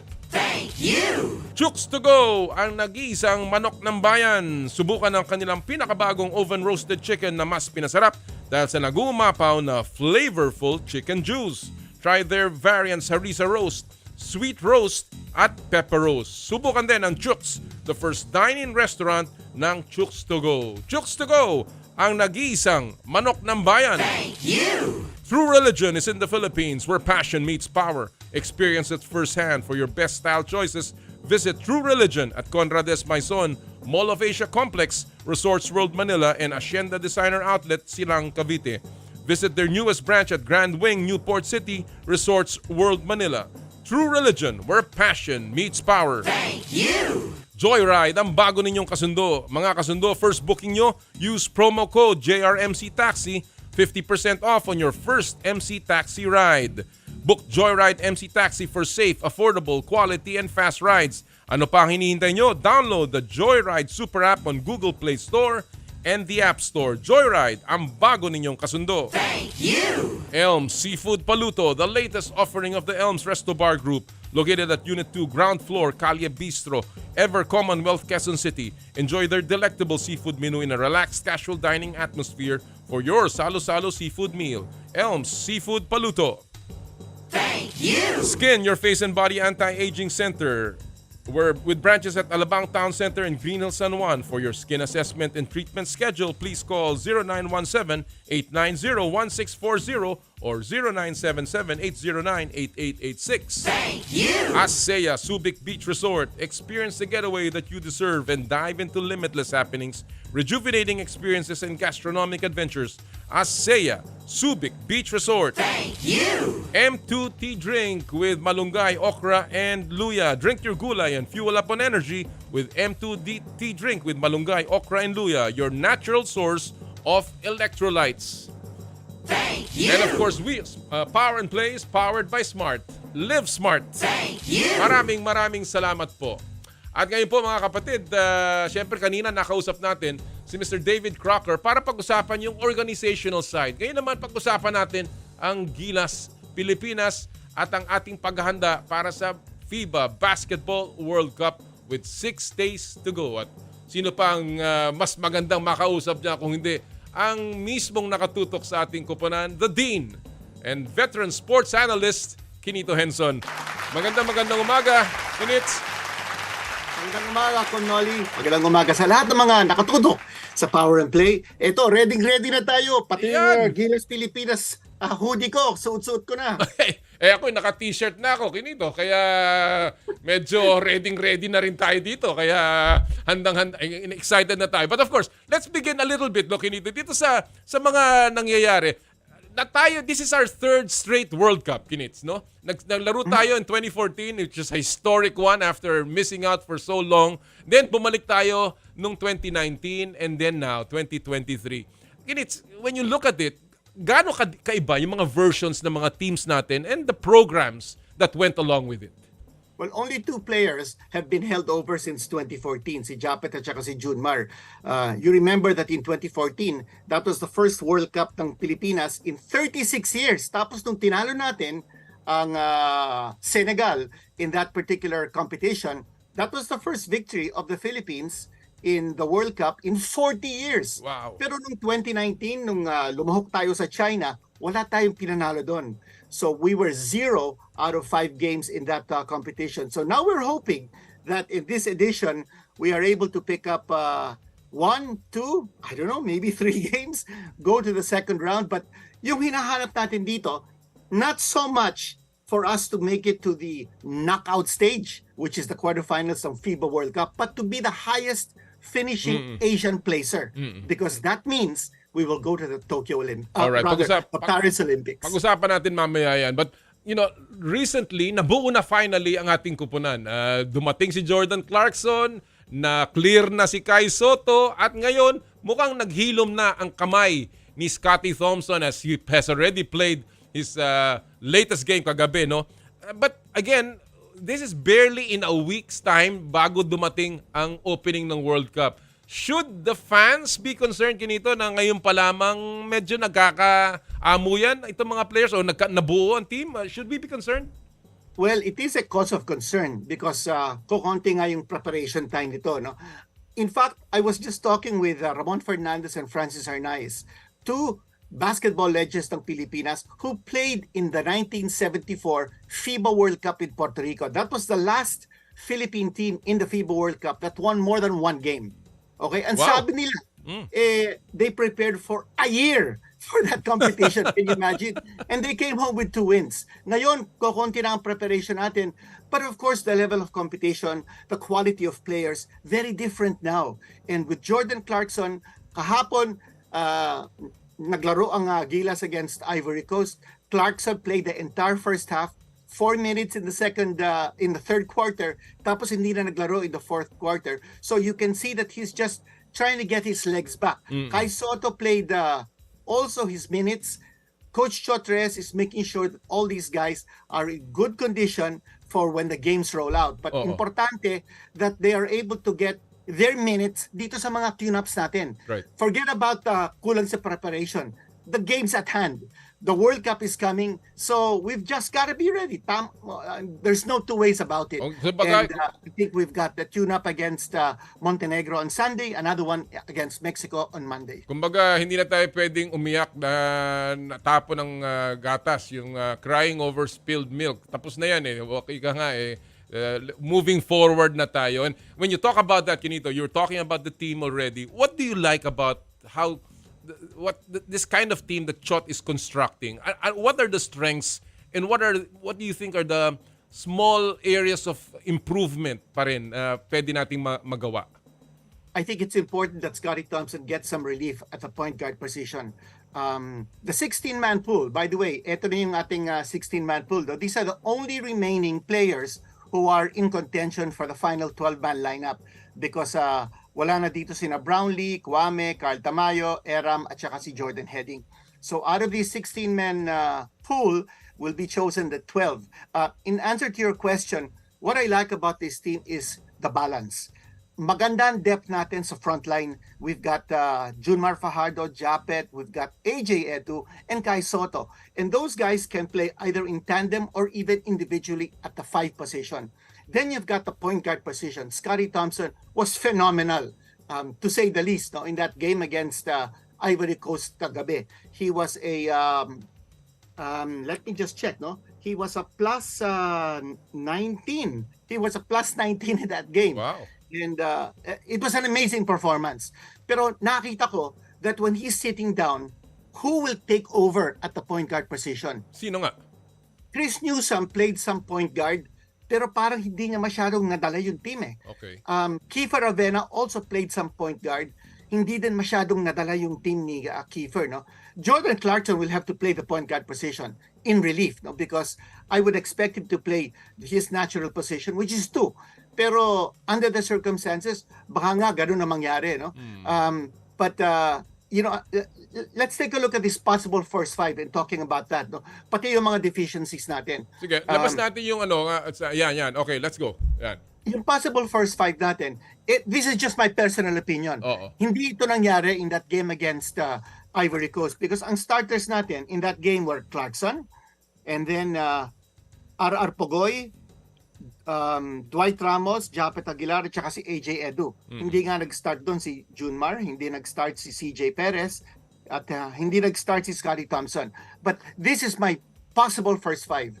I like Soto to start at the center position because Junmar Fajardo will come in off the bench. You remember in 2014 in the FIBA World Cup in Spain, L.A. Tenorio started every game at point guard. But the 2 guys who had the majority of the minutes at the point guard position were Jimmy Alapag and Jason Castro. That is the kind of role that I see with Soto. No? He can start, he's 7'3", nobody will be taller than him. And then Junmar Fajardo, who by the way, looks excellent. The way his physique is, the way nakita ko rin around. Super ang ganda ng nilalaro ngayon. Saka nakikita ko, ang bilis niya tumakbo ngayon. Ha? He's really picking up At the saka speed. yung what you like about Junmar is that when there is a pick and roll action, he's able to switch quickly. Also, he's able to close out on the big men shooters. And alam natin in the international game, yung mga big men titira sa labas yan. Okay, Then let's speculate. Let's speculate. Kasi ito yung possible first 5 mo. Kanina nakita natin yung 16-man pool. Ilabas nga natin yung 16-man pool na yan. Kasi I want Quinito to do a little of speculation here. Who is going to be a lock sa ating final 12? Na i-anunsyo pa sa August 23. Ha? Ako, my position is already to announce it. But again, they have made a decision. who is a lock sa last 16? Who will remain as a cut? Sino matatanggal at sino yung maaaring bubble sa tingin natin na maaaring pumasok doon sa final 3? Tingnan nga na final lineup. Tingnan natin nga Santi, if we can put that here. But Quinito, ikaw, who do you think are the lock right now sa lineup? Okay, I would call them the shoo-ins. Okay. Jordan Clarkson, of course, no? Hindi natin papalitan yan. Kai Soto, Junmar Fajardo, Japet Aguilar, Dwight Ramos, AJ Edu, Jamie Malonzo, Bobby Ray Parks. I like Chris Newsom because ito yung 16-man pool natin. No? Yung mga natanggal, of course, si Brownlee, Kuwame, Tamayo, Teram, at si Heading. So, yan. The guys in the bubble, sa akin, no, there are yung pagpipilian because I have 10 guys who are shoo-ins. Yung pagpipilian natin... Sino yung tanggal mo na? Sa tingin mo, sino tanggal na? Well, mahirap sabihin, Komnoli, because these tune-ups will give us an idea who are the best fit and what positions we should be. So you think that they're all in the running at this point? They're all in the running, all right. definitely. Okay. Now, kahapon against Ivory Coast, hindi naglaro Thirdy Ravena, si Oftana, at saka si Bobby Ray Parks. And that's because niro-rotate lang ni Coach Shot. No? I think those guys are going to be playing against Montenegro bukas. And they will also be probably playing against Mexico. So, the 5 guys, I feel, the 5 guys who are in the bubble, so to speak, out of these 5 guys, 2 will make it. Kiefer Ravena, Thirdy Ravena, Bobby Ray Parks, Calvin Oftana, Abando, and Pogoy. Out of those 6 guys, I feel 2 will make it. Kasi 10 lang ang aking shoe-in eh. Okay. So, now, the idea here of Coach Shot is not to put one player against the other. It doesn't work that way.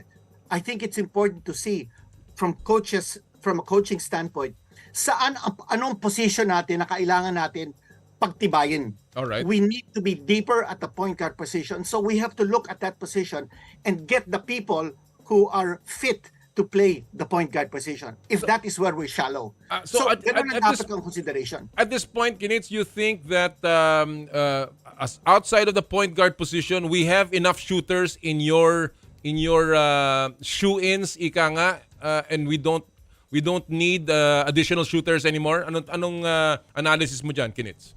I think so. I think we've got good shooters in Dwight Ramos, CJ Perez. I feel that Jamie Malonzo is also an excellent shooter. Now, we need certainly more ammunition. So out of those 6 guys, dun tayo pipili. The guy who was very impressive, na medyo nagulat ako in the game against Ivory Coast, was Renz Abando. He came in the 4th quarter. Immediately, there was an alley-oop play. Alley-oop play between Jamie Malonzo at saka si Renz Abando. And katabi ko si Raiko Toroman watching the game. Ang dumakdak si Renz Abando? Yes, si Renz Abando dumakdak. Grabe yung kanyang lundag and the way he ducked that ball with authority. And on the next play, tumira ng 3-pointer. Now, that kind of heart and that kind of confidence, bihira yan. So, initially, in my first 12, hindi ko pinasok si Abando eh. So now I'm having a rethinking. Also because a lot of fans have been saying, ba't hindi si Abando? Doon ko nakita kahapon in that game against Ivory Coast.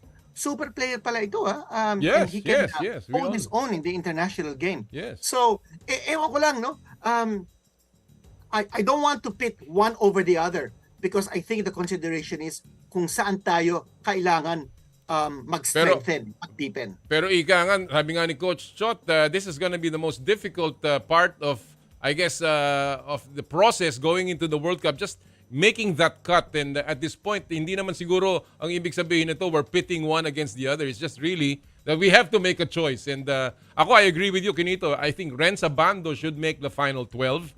I have placed him in my lineup. I think Renz should be there. And I think his shooting is going to be very valuable. And at the end of the day, it will be role players. Hindi naman kailangan dyan nakababad. It will be moments na kailangan ka of brilliance, and that's where Chot will have to make some plugins. So I guess it's down to a couple of slots there, Quinito.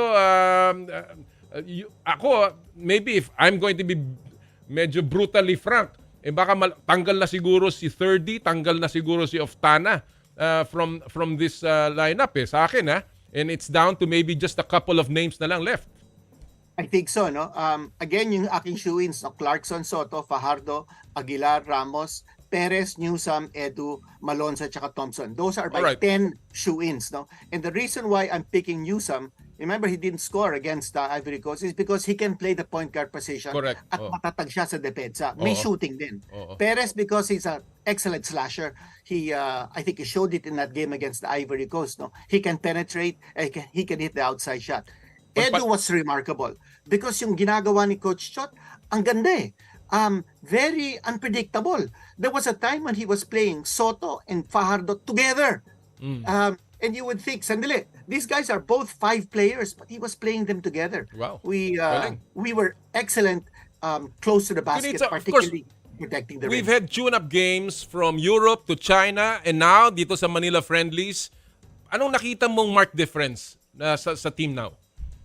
I think now, of course, si Clarkson is now playing because in the European trip at saka yung China trip, hindi nakalaro si Clarkson. Ganun din si Kai Soto.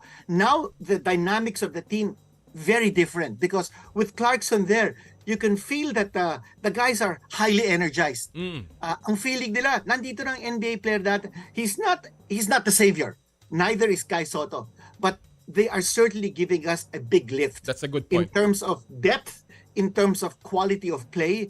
And I thought si Clarkson played a little bit dandy kahapon because in the first quarter, he already exploded with 13 points. He hit 3 straight threes. Tapos yung second quarter, he started to fool around, making no-look passes, hindi naman nasasalo, ganon. I think he was just getting in the mood and getting his teammates involved. I don't think he wants to be the main focal point all the time. Of course, he will have to be, no? Pero I don't think he wants to control the ball 80% of the time. And So, that's pero why 60% of the time lang. and that's why you really need good players around him kasi sa kanya ang depensa But if he starts making those passes and there will be open looks for our players, they will have to convert. Now, Yes, and he has to trust his teammates, no? Correct. Now, the big plus here is that Clarkson has played with many of these players. The only players whom he hasn't played with in the national team before are Junmar Fajardo, si Jay Perez, si Abando, AJ Edu, and Pogoy. Those are the only 5 players whom he has not played with. So the others, medyo meron ng level of confidence, level of trust. Let me talk about the group games, Quinito, because yan ang importante. As you said, our goal here is to be the best Asian team, Asian place team to make it to the Paris Olympics. We have 3 teams nasa harapan natin, Dominican Republic, Angola, and Italy. For the benefit of our viewers, how many games do we need to be able to move on to the next round, Quinito? And what is the format going to be? Okay, here's a very tricky question that you posed, Comnoli, because even if you win only once in the group stage, we will be playing only 3 games, okay? Assuming that Italy will sweep. Italy was 5th place in the last Tokyo Olympics, and they're highly rated. The way they're playing so far in the friendlies, they are undefeated. And in their cut for the final 12, kinat nila yung isang NBA player nila, si Nico Mannion of the Golden State Warriors. That's how deep they are. So I would say Italy will sweep our group, meaning to say it's going to be a fight for second place among Angola, Dominican Republic, and the Philippines. Only 2 out of our group will advance to the second round. So, yung mawawala, the last 2, okay, you take a look at our group A, no?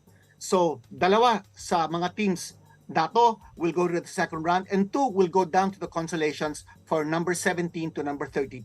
Yan ang ating yan ang mga groupings, yan. Yes. What we're hoping is that we go to the second round. So, if it's Italy, we're hoping that the Philippines also makes it. Now, if we win only 1 game, whichever it is, against Angola or Dominican Republic, there's a possibility of a 3-way tie for second place. Angola and Dominican Republic might also finish at 1-2. So quotient system is very important. Okay. Whatever game that we win, we need to make tambak yung kalaban. Dapat tambakan natin.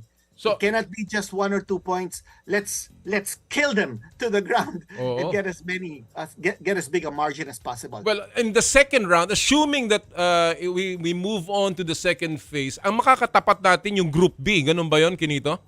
That's right. Yung Group B ang makakatapat natin, which means if China makes it to the second round, baka makatapat natin ang China. And that will be parang championship natin for the Olympics. Exactly. Okay. Because the highest placed Asian finisher will go to the Olympics. So China and the Philippines, we've got a graphic to show you of yung mga teams that are posibleng pumasok sa Olympics among the Asian countries. Yung Asian countries nga yung rankings. Yung rankings, Mike, can we put it there?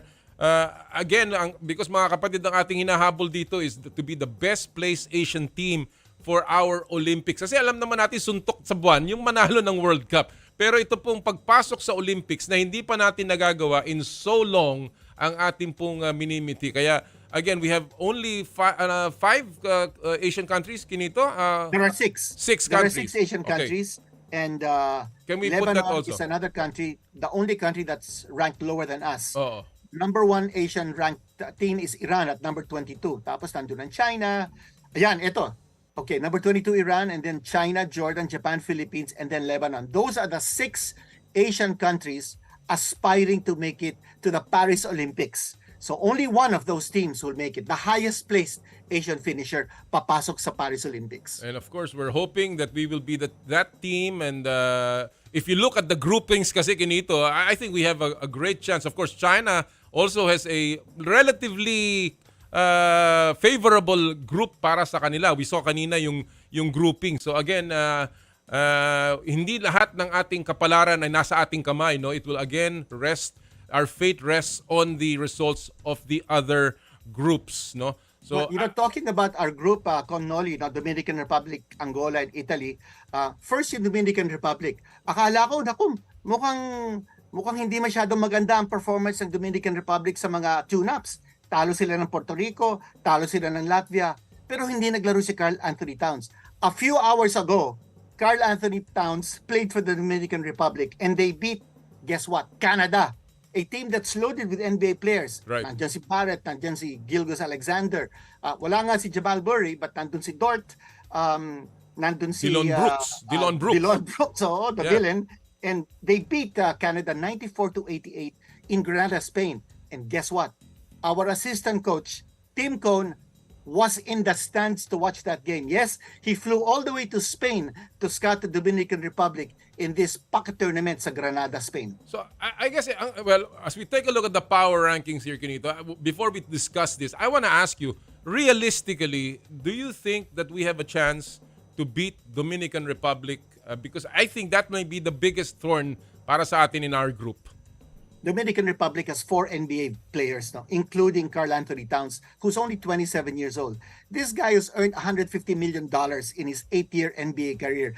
This guy is a super solid player. He's a career 39% three-point shooter. So he likes to take the outside shot. He's a great inside post player. He jumps not so high, just like Jokic, but he's not as good a passer as Jokic, but he's a tremendous offensive player. But I remember in 1974, dun sinasabi ni Ramon Fernandez and Francis Arnaiz, when we played Australia, Edu Palubinskas, who was the Australian top gun, scored 39 points against the Philippines. The Philippines won, 101-100. If Karl Anthony Towns gets his 39 points, and we limit his mga kakampi, baka manalo tayo. You never know. It's all about strategy. Well, we're really hoping for that. All right, Quinito, I have a few minutes here. We're showing you the power rankings ng FIBA. Ito mismo galing sa FIBA. And of course, Team USA is still up there with France, number 2, Australia, Slovenia, Germany, and Spain, and the rest of the power rankings. Do you agree dito sa power rankings? Let's talk the big picture now para sa FIBA World Cup. Not 100%. I would agree that the USA should be number 1, not because of their players, but because of their team concept. I think Coach Steve Kerr, Eric Spoelstra, and of course Chip Engeland, Mark Few, those are the coaches ng US team. They chose players who are not necessarily household names, who are not necessarily superstars, but they chose players who can play the team game. the team concept. And you remember the last FIBA World Cup, US fell to 7th place. That's the lowest ranking of the US in major international competition since the NBA entered the international scene in 1992. So they want to be able to improve on that 7th place finish. Right. I think they have the materials to do it. They've got Jaren Jackson, who's a tremendous defensive player. Anthony Edwards, there's Brunson, there's Austin Reeves, who's an excellent outside shooter, Halliburton. So I think that team concept that idadala o dadalhin ni Steve Kerr, I think that's going to mean a gold medal for the US. All right. Well, France, I also agree it will be number 2. I think they've got veteran players in Nando De Colo, and then you've got Evan Fournier, Rudy Gobert. Those guys are going to be playing Nicolas Batum. Those are NBA players, and they've got a good coach in Collet to make sure that they will be in that to get a podium finish. Remember, France got the silver medal in the last Olympics. Australia, I don't think will be number 3. I think number 3 is going to be a toss-up. And I feel Slovenia with Doncic and their naturalized player, 7-footer Mike Tobey. Imagine, Slovenian, kumukuha pa din ng naturalized. I think Italy and Canada, those 3 teams will be vying for a bronze medal. Canada, although they lost to the Dominican Republic, I think it's a matter of time before those guys start working hard under their new coach, Jordi Fernandez. And, I think Italy will be very, very tough to beat as well. They've got 7 players who played in the last Tokyo Olympics where Italy got 5th place. And, they have 3 NBA players and a lot of experience behind this team. Only one of them, Luigi Datome, who's an NBA veteran, played in the last World Cup. But as I said, 7 players on the Italian team played on the 5th place Italian squad in the last Tokyo Olympics. Well, napakarami pong dapat nating abangan sa parating na FIBA World Cup. Kanina kausap ko si David Crocker and he was saying na, obviously hindi lang Gilas Pilipinas ang ating dapat panoorin. When you as a final parting shot here, Kinitz, maybe to the fans, who are the players aside of all the many names that you've already mentioned? Sino pa ang dapat nating abangan na siguro dapat panoorin ng ating mga fans na papunta? Bihira itong mangyayari sa ating bansa. I think yung Gilas team, everybody dapat tutukan natin kung anong kailangan ng Gilas team in terms of support, in terms of dasal, in terms of audience participation. But, Spain has always been a world power. And I like to see the Hernan Gomez brothers, and they will be playing. They're NBA players. I think Greece will be somewhat of a contender, even wala si Giannis. But, before I go, Noli, I just want to be able to say something that I feel must be said. Okay. I think FIBA must be responsible in looking at the lineups of every team and find out if there are ringers. And I'm saying this because in the Ivory Coast lineup, I want to be able to say this. It's the first time that this is being said. 4 players were born in the US. 1 player was born in Germany. 4 players were born in France. Only 4 players were born in the Ivory Coast. My question is, with 9 foreign-born players, did they receive their Ivory Coast passports before they were 16? I venture to say, hindi. And the reason why is I looked at when they started playing for the Ivory Coast. They were all past 25 years old. One of them was 29, one of them was 27. So again, what's the standard as far as FIBA is concerned? You want to make sure that all the players are legit? Well, look at the Ivory Coast. Why do they have 9 players who were born overseas?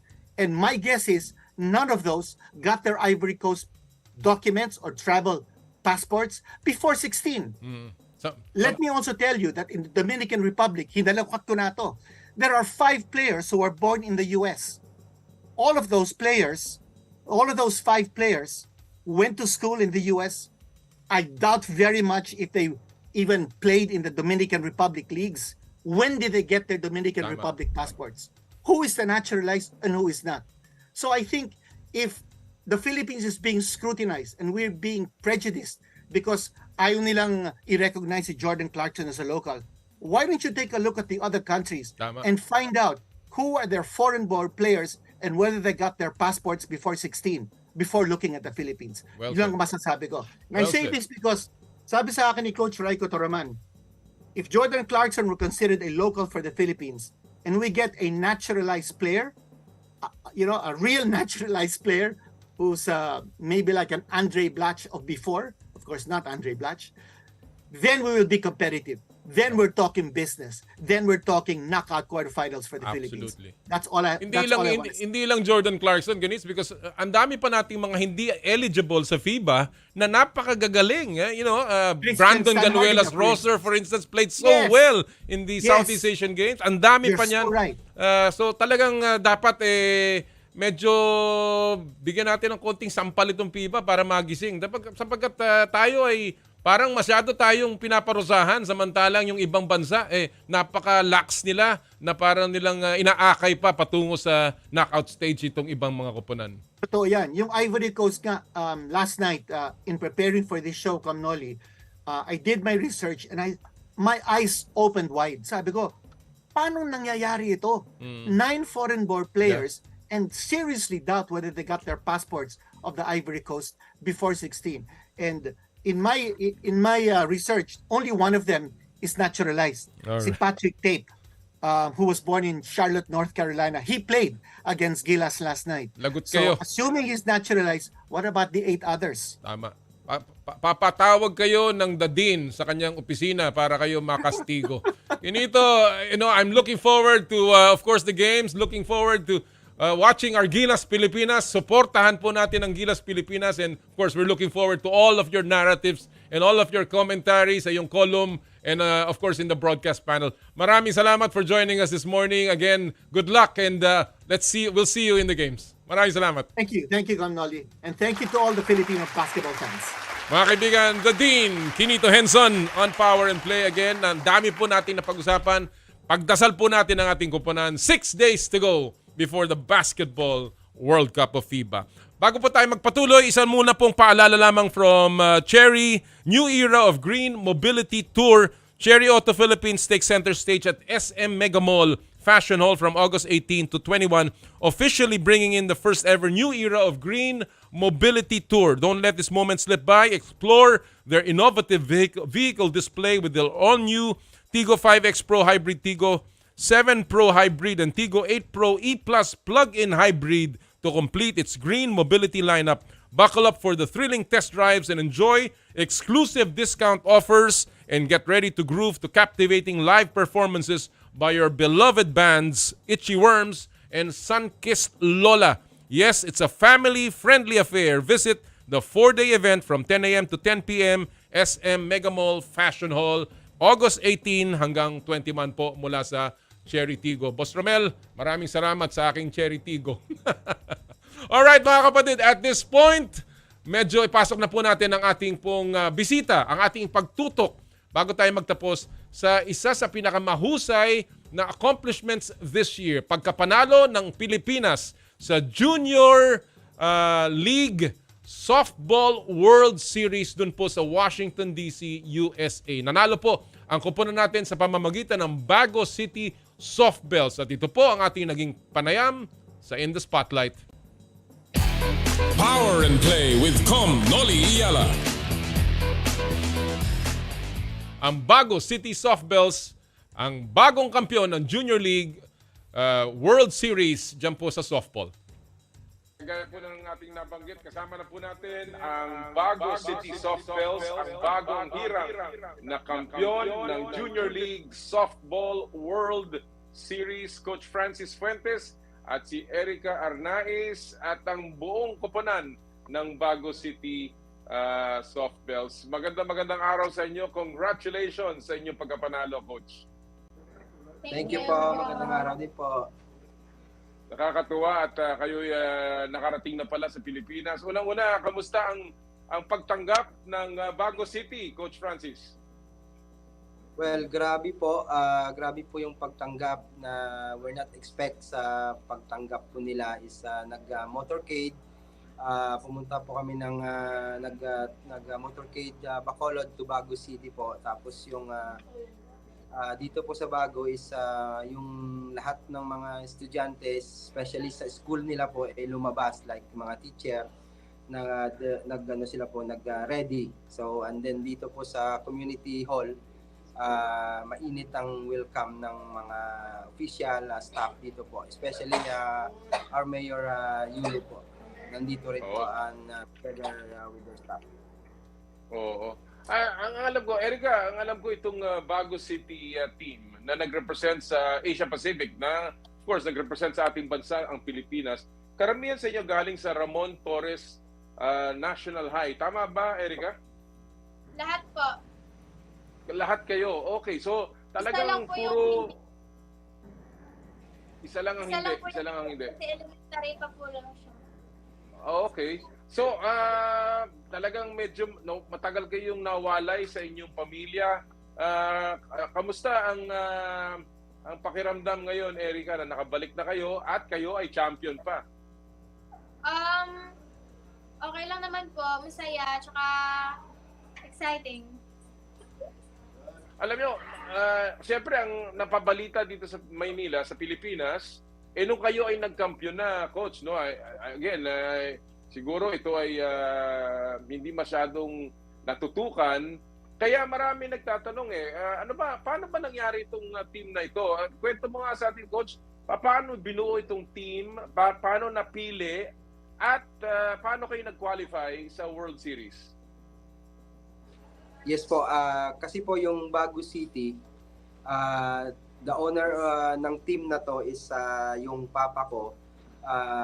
Nag-start po siya ng 1998 sa Bacolod City, and yung school po is Paglaong Village. Nag-champion po tayo 2003, then nag-stop po siya ng 2005, then bumalik naman po siya ng Iloilo City, doon po sa 2011 until 2014, nag-third place din po tayo. Then nag-stop naman po, nag-start naman ng 2018-17 dito po sa Bago City, but nag-pandemic, so but the training is continuous. Then 2002, nag-Philippine Series, pumunta rin po sila ng World Series doon sa Kirtland, Washington, nag-third place po. Then now, nag-champion po tayo.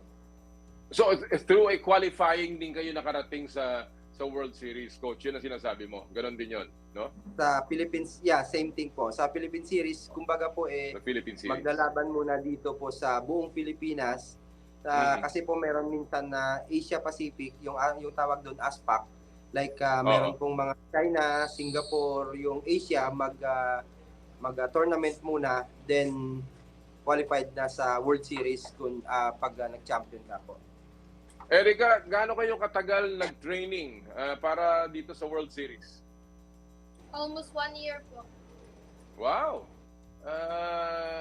Ano yan? Tuloy-tuloy dyan lang sa Bago City? O kayo ba ay nagpupunta sa Maynila o nagpupunta sa outside of the country? Saan kayo nagtitraining, Erica? Dito lang po sa sports complex ng Bago. Ano ang pinakamalaking challenge para sa inyong team, Erica? Yung itong buong 1 year na naghahanda kayo for the World Series, ano ang pinaka-biggest challenge ninyo? Ang malayo po sa pamilya. Ang malayo sa pamilya. Pero kayo, mga bata, hindi kayo nahirapan sa training na pinagdaanan ninyo? Walang mga injuries, wala namang naging problema halimbawa sa pondo. May ganun ba, Erica? Wala naman po. Alright. Coach, alam natin na napakaganda ng naging performance nyo doon sa Washington, D.C. na halos na-sweep nyo, no? Ang inyong mga laban from the group play all the way to the quarterfinals and the semifinals hanggang sa championship game na kung saan tinalo ninyo ang Milford, Connecticut team, no? Dyan sa Washington. Coach, anong naging susi sa tingin mo dito sa very dominant performance ng Bago City? Well, susi sa pagpanalo, undefeated po tayo, wala pong talo, 7 straight winning. Then pero yung Connecticut po is 6 win din sila. same as na 6 win din. So kami po yung nag-championship. Well, merong yung pitcher, like sample ko nga, kasi mostly lahat ng interview ganun kung paano daw tayo nanalo. So sabi nga yung iba na interview is ano daw yung sikreto. Yung pitcher po natin, kasi supposed to be yung pitcher natin, bago po isa lang sa tournament, isa lang sa World Series. Meron po kasi kaming pitching coach na si Marciano Santa Maria. Siya po yung nag-train nito bago kami pumunta ng World Series sa Amerika. Nag-stay po siya sa Maynila, doon po siya muna tinitrain bago po kami pumunta. Yung pitcher nyo nag-training sa Manila? Yes po. From Bacolod. And you're talking about Erica. Si Erica yan? Yes po. Siya po, pumunta siya, pinasamahan lang po ng isang catcher. Tinraining siya doon para po preparation for World Series po. So sa tingin mo, yan ang naging rason, isang sa malaking rason kung bakit naging very dominant at hindi kayo natalo doon sa World Series? Well, isa pa yon. Isa pa yon kasi kailangan nating pa-conditionin not only Erica, meron din kasing dalawa po yung pitcher natin na pumunta doon. There are different variation po yung pukol nila. Si Erica po, maganda po yung rice ball. Mayroon din po si Aisil naman yung isang pitcher. Maganda naman po yung down ball niya. So hindi po natin pwedeng gamitin si Aisil kasi po matatamaan ng Amerikana yung down ball niya. Kasi sanay po sila sa pitching machine. So kaya ang ginamit nyo yung estilo ni yung specialization ni Erica. Ika nga, coach. Very, very good. Erica, let me ask you, Erica, no? Marami kayong nakalaban doon sa Amerika. Erica, gaano kalakas itong mga nakalaban ninyo? Ikaw ba, medyo ba kayo na-intimidate o pinahirapan ba kayo kahit paano nitong mga kalaban? Hindi naman po. Nung una na po, first game, kalaban yung Southeast, medyo nakabahan po nung una kasi nga po, gawa ng bago ko palang mag-tournament sa World Series, kaya yun, kinabahan kami. Pero nawala na din po. Nawala na. Kailan nyo naramdaman na kaya nyo na manalo ng championship?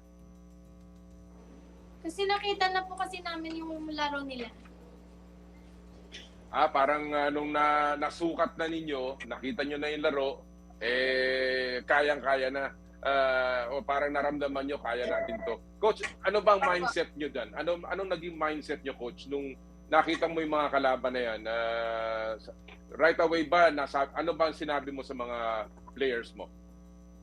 Well, sabi ko, confident sa sarili, wag lang po magkumpiyansa, kumbaga, kasi kumbaga sabi nga, kung nagtitraining sila, kumbaga nagtitraining kami, nagtitraining din sila. So, confident lang po sa sarili. Unang-una, siyempre, teamwork and discipline sa mga player po. Pambihira ang ginawa ni Erica, of course, and the rest of the team, including si Buenafe, no? Si Ana Buenafe, dun sa championship game. Of course, Erica, ikaw, three hitter lamang, walang palitan, no relief. Napagod ka ba? Napagod ka ba? Hindi ka napagod, ha? Kaya pa, ha? Kaya pa lumaban? At kamusta naman ang pagtanggap ng mga Filipino doon, Erica, sa Amerika? Kayo ba nasuportahan kayo mabuti ng mga Pinoy natin, mga kababayan natin, Erica? Opo. Yung mga Filipino community po nanonood po sa maglaro, tsaka nag-sponsor din po sila ng mga pagkain namin pagkatapos ng laro. Tumira ba kayo sa mga Filipino, sa mga kababayan natin, o meron kayong sarili ninyong lugar, Coach? Hindi po. Meron po kaming hotel na tinitirahan. Lahat po ng players nandun. Oo. Very good. Alright, well, gusto kong tanungin to. Yan po mga kaibigan ang ating pong panayam. Kung gusto niyo po mapanood yung buong, medyo naubusan tayo ng oras, yung buong kwento po ng Bago City Softball Girls Team na nanalo ng Junior League Softball World Series sa Amerika. Congratulations again sa ating bagong World Champions. Gusto niyo mapanood, puntahan niyo po ang ating Facebook page ng Power and Play. Alright, bago tayo magtapos, gusto ko lang i-announce, lahat po ng nanalo ng ating mga promotions mula sa Joyride. Unang-una po yung ating Joyride top-up promo. Ang mga nanalo ng 1,000 pesos e-wallet credits ngayong araw pong ito. Sila Vanessa Serrano, Austin Brian Macaraig, Michael Tilaon, Kim Chandre Obrero, at si Jarwin Habuen o Jabuen. Congratulations, 1,000 pesos e-wallet credits para sa inyong lahat. Yun naman pong nanalo ng Aqua Flask, yung limited edition Joyride Aqua Flask. Last week ito ito po yung nagpadala ng kanyang selfie. Si Reggie De Vera, yan, makikita niyo yung kanyang selfie dun sa kasama ng rider.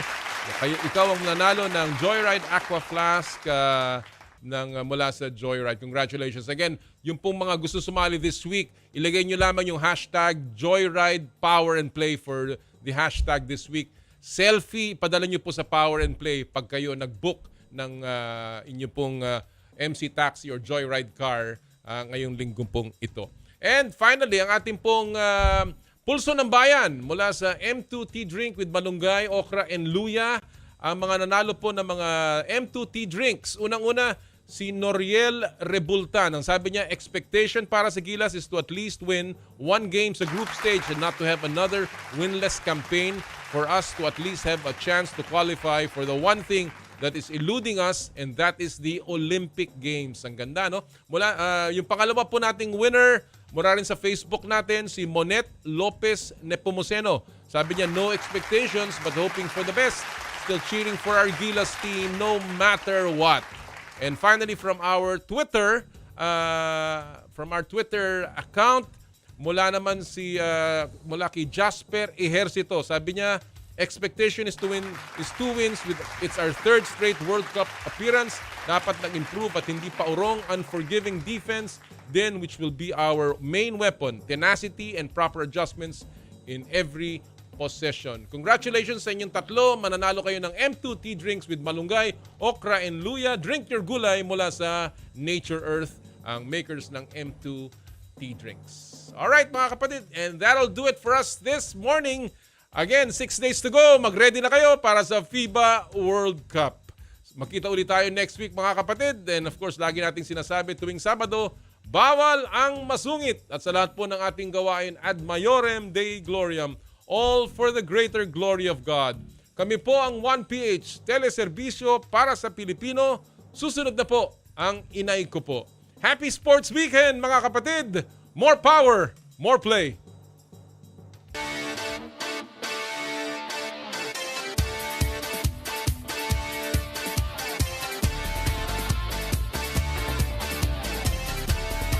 Sa kapwa ko Pilipino, ipagmalaki ang galing na meron tayo. Ilantad ang likas nating talento at magdala ng saya sa mundo. Sa harap ng pagsubok ay di susuko, para sa pangarap tayo'y porsigido. Magpakitang gilas na at magpapatalo, ipagdiwang natin ang Pilipino.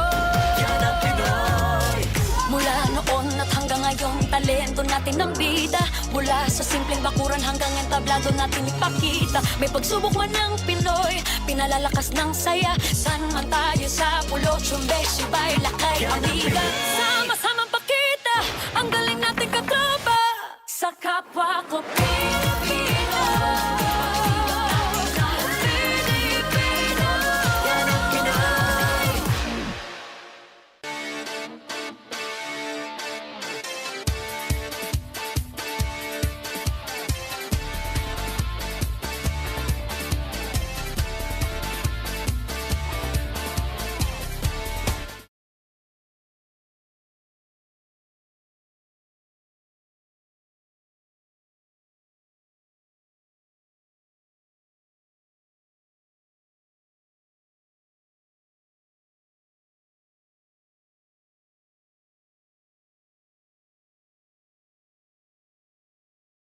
Inay ko po, Sabado, alas 10 ng umaga.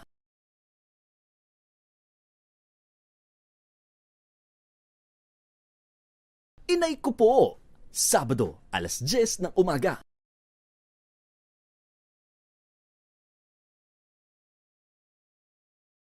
Inay ko po, Sabado, alas 10 ng umaga.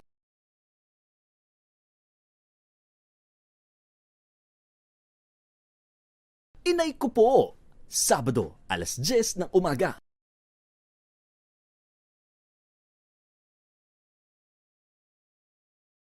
Inay ko po, Sabado, alas 10 ng umaga.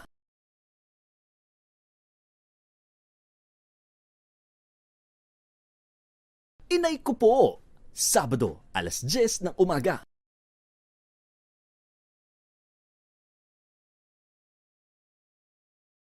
Inay ko po, Sabado, alas 10 ng umaga.